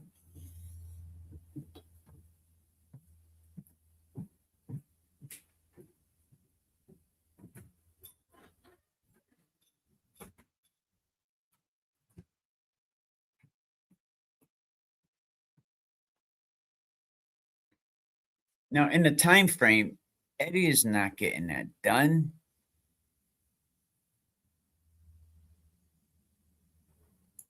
He's not getting that done, all of that.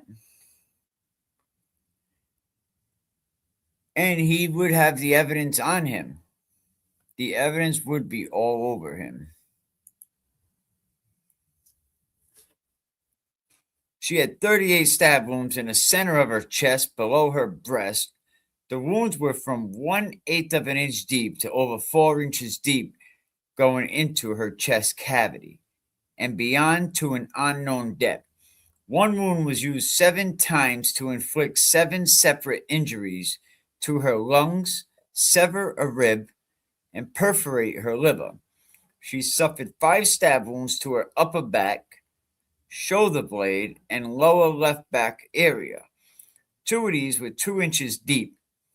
In addition to the stab wounds over her body, she had blunt force injuries with bruising on the bridge of her nose, her lower lip, her chin, near the stab wounds under her right and left breast, her upper back, the back of her left arm, elbow, and the top of her left wrist. Dr. Atkins said that the knife wounds to her lungs and liver were fatal.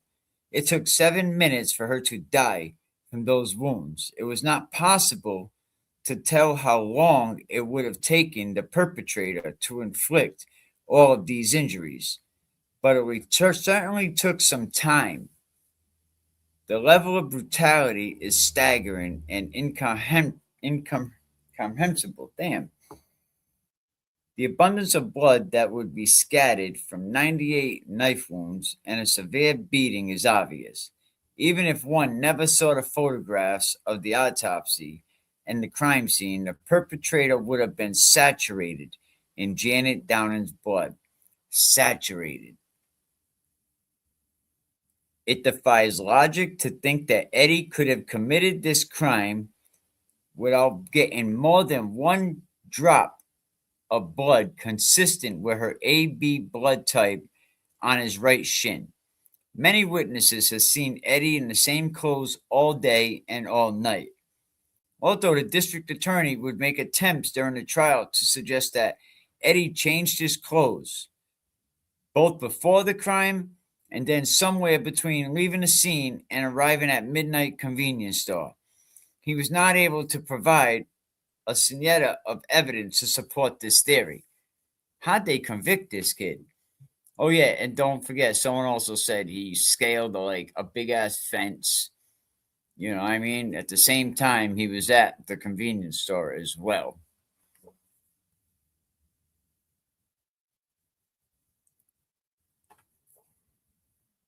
Again, many witnesses have seen Eddie in the same clothes all day and all night. Although the district attorney would make attempts bringing a trial to suggest that Eddie changed his clothes before the crime and then somewhere between leaving the scene and arriving at midnight. But he wasn't able to provide any evidence on that. Well, that was chapter 8, people, man. You know, this is getting actually pretty good. Very good. I mean, it's explaining a lot. I even learned a few things that I didn't know, and I thought I knew this case very, very well.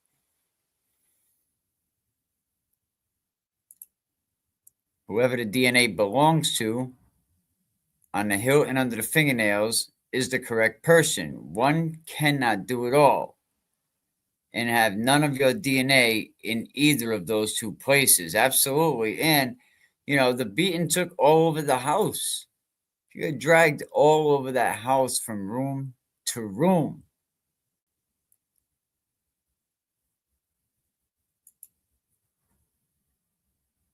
It's a shame.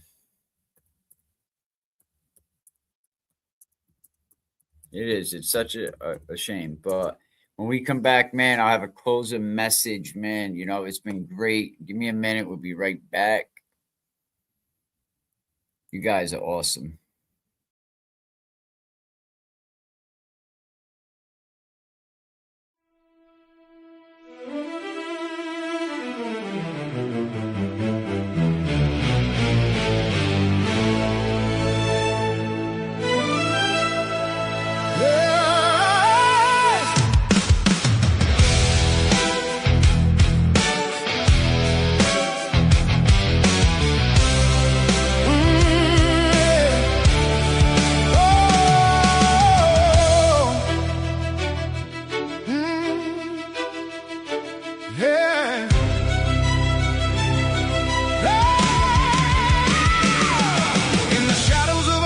Where the whispers play, the door of the frame holds the secrets of the day. Locked on to Eddie, they whispered his name. Caught in a tempest, a life gone insane. Down in the dark, where the cellar path runs, a set of keys hit the dirt under disappearing sons. A house key, a car key, lost in the rush. But the state swept it up like a hand in the crush. Eddie's freedom cry, can you hear it loud? Breaking through the darkness, piercing the shroud. 30 years in chains, but the truth won't die.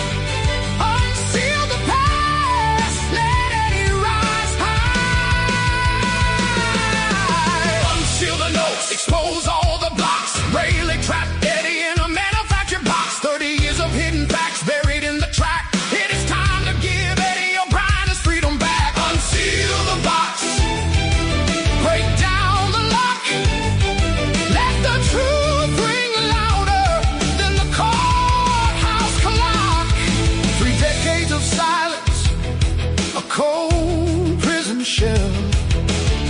Refuse to lie, they cast a wicked spell. No remorse in their eyes, they judge from the booth. But Eddie stands tall, anchored in truth. Summer is opening, the science is real. The manufactured box begins to peel. Voices collide as hope takes its stand. With every heartbeat echoes a drowning band. Eddie's freedom cry, can you hear it loud?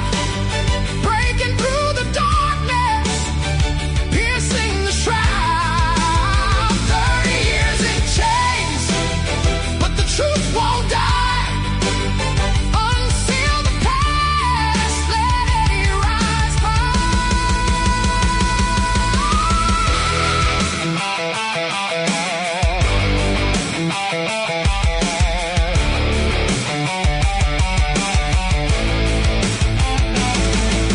The drums roll thunder through the halls of despair. With strings and brass, they unite in the air. A symphony of chaos reflects in the night. The fight for Eddie grows bigger, takes flight. Beneath boundless skies, the walls start to shake. Each note of resistance, a wave in the wake. A revolution of honesty will cut through the lies. As the world turns its gaze, a new dawn will rise. So gather the voices who waited too long for Eddie Obrien. We'll sing out strong. His freedom's a fire, lighting up the gloom. As the massive, triumphant clock brings truth to the room.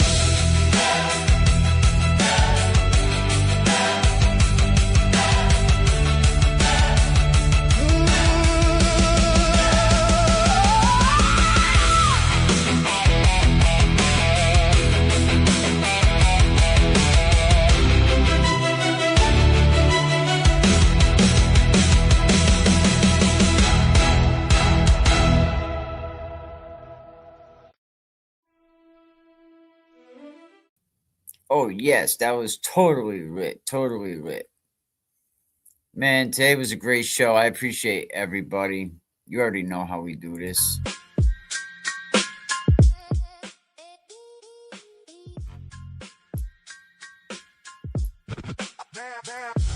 Big thanks for JoJo being part of the show. As we close today's show, take a moment to sit with everybody. We uncovered everything we broke down, everything we said out loud. Shout out to you all, because today wasn't just another episode, another truth-telling journey with JoJo. We walked through a couple chapters, of the juvenile transfer hearing. Yesterday we went over audio teasers, walking contradictions, timeline, 30-year disappearing and reappearing. I mean, you know what? We talked about politics. We talked about pressure. We talked about being in the joint. We talked about all the people that we lost along the way, all the lives. We went over how Eddie, just a boy from Somerville, man, got thrown into a machine built to crush, crush grown men. They care about the evidence. They didn't care about the fairness. You're hearing it now in the Margot Nash book. Here we are in chapter 9. So if you support Eddie, man, if you support the movement, come and tell your friends, tell people about it. Denise had the whole cruise listening to the show. Shout out to Denise. That's how you do it. That's how you support. And if you want to help us by, doing different things, finding some research, emailing me, canwekeepitreal5@gmail.com. If you have any video on any of the Eddie Obrien stuff, send it along. I don't know. But how many lives were taken along the way? Not only Eddie, other families too. So many families were destroyed. But there's so much support. There's so much love here, Great movement. My condolences go out to the Obrien family for the loss of their friend. But we can't allow Eddie's name to fade. Why? Because after 30 damn years, right? Even after a life sentence he never deserved, he's still standing strong. I mean, Eddie is still standing strong like a friggin' rock. And I'm sure he's so grateful for every person here that stands up for him. Everybody. You know, shows up and listens. And when he closes his eyes at night, I'm sure he content knowing that we out here fighting him. You know? When he knows who donates, when he knows who shares, when he knows who refuses to let this injustice stay buried. You know? So I know our support is overwhelming Eddie in the best way possible, right? And I know that Eddie O'Brien feels it, right? And I know his family feels it. And my kids, Ed, all his sisters feel it, all his nephews. You know, and I think that this movement is only getting stronger, you know, and we all want the same thing. You know, tomorrow we're back with more from Margot Nash's Political Murder. More truth, more receipts, more breakdowns, you know, from that book. There's more things that we didn't know, man. And shout out to JoJo for joining us. We might have him on every Saturday. We'll see. You know, with his first-hand experience, the raw honesty. You see how he gets upset when I ask him questions, you know, but I know there's nothing. Nah, he's funny, man. He is. What a great guy, man. Shout out to JoJo for bringing us this great experience, perspective. You know, because he lived inside the system. You know, people relate to JoJo, you know, so, you know, but thank you, everybody, man. Then we out of here. We will leave you with a little bit of music. From my family to yours, man. One love. We love you all. Free Eddie. All right, we out. We out. Gotta go. We out.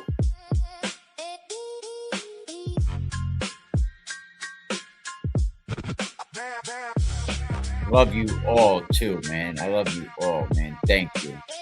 But we really out. I gotta go. No, I gotta go. Bye.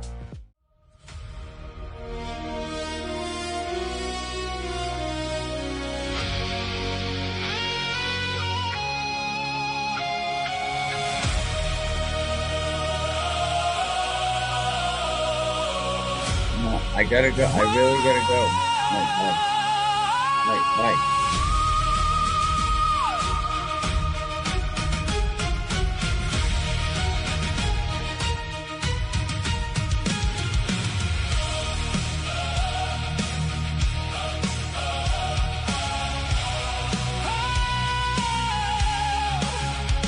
Just a boy from Somerville, caught in the storm, innocence shattered in a world so torn. They said it was fear, reopening the doors, filled with whispers behind closed floors. A white boy convicted made it look fair, but in the shadow of justice, the truth laid bare. Eddie was a name, but just a pawn in the game, sacrificed and railroaded. Nothing felt the same. Oh, just a boy from Somerville. They played with his life as if it was a thrill. Politics and pressure, shadows at play, innocent hearts lost in this twisted ballet. Barnum was under pressure, he folded like glass. The DA showboating, just trying to amass. The system wanted justice, but justice was blind, changing the laws, leaving truth far behind. Remove the judge who dared to be just. Eddie was demonized in the world's cruel thrust. Size mattered not when politics run deep. From day one he fought, but all they did was sweep. Oh, just a boy from summer.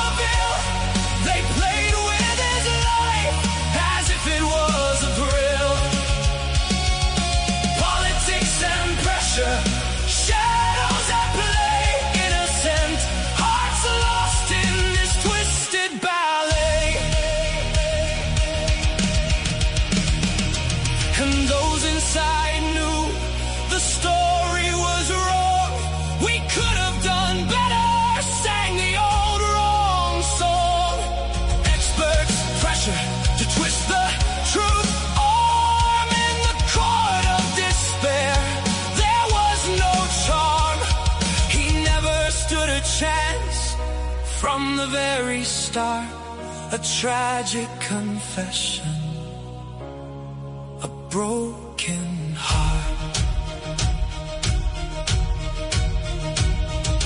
Watch Eddie's face when the world turned cold, an innocent spirit caught in a tale retold. The system failed him, that much is clear. A boy from Somerville, lost in his fear. Yet in the ashes, his story remains of the justice betrayed and the bitter pains. Through the lens of history, we sing his plight. Remember the boy who stood up to the night.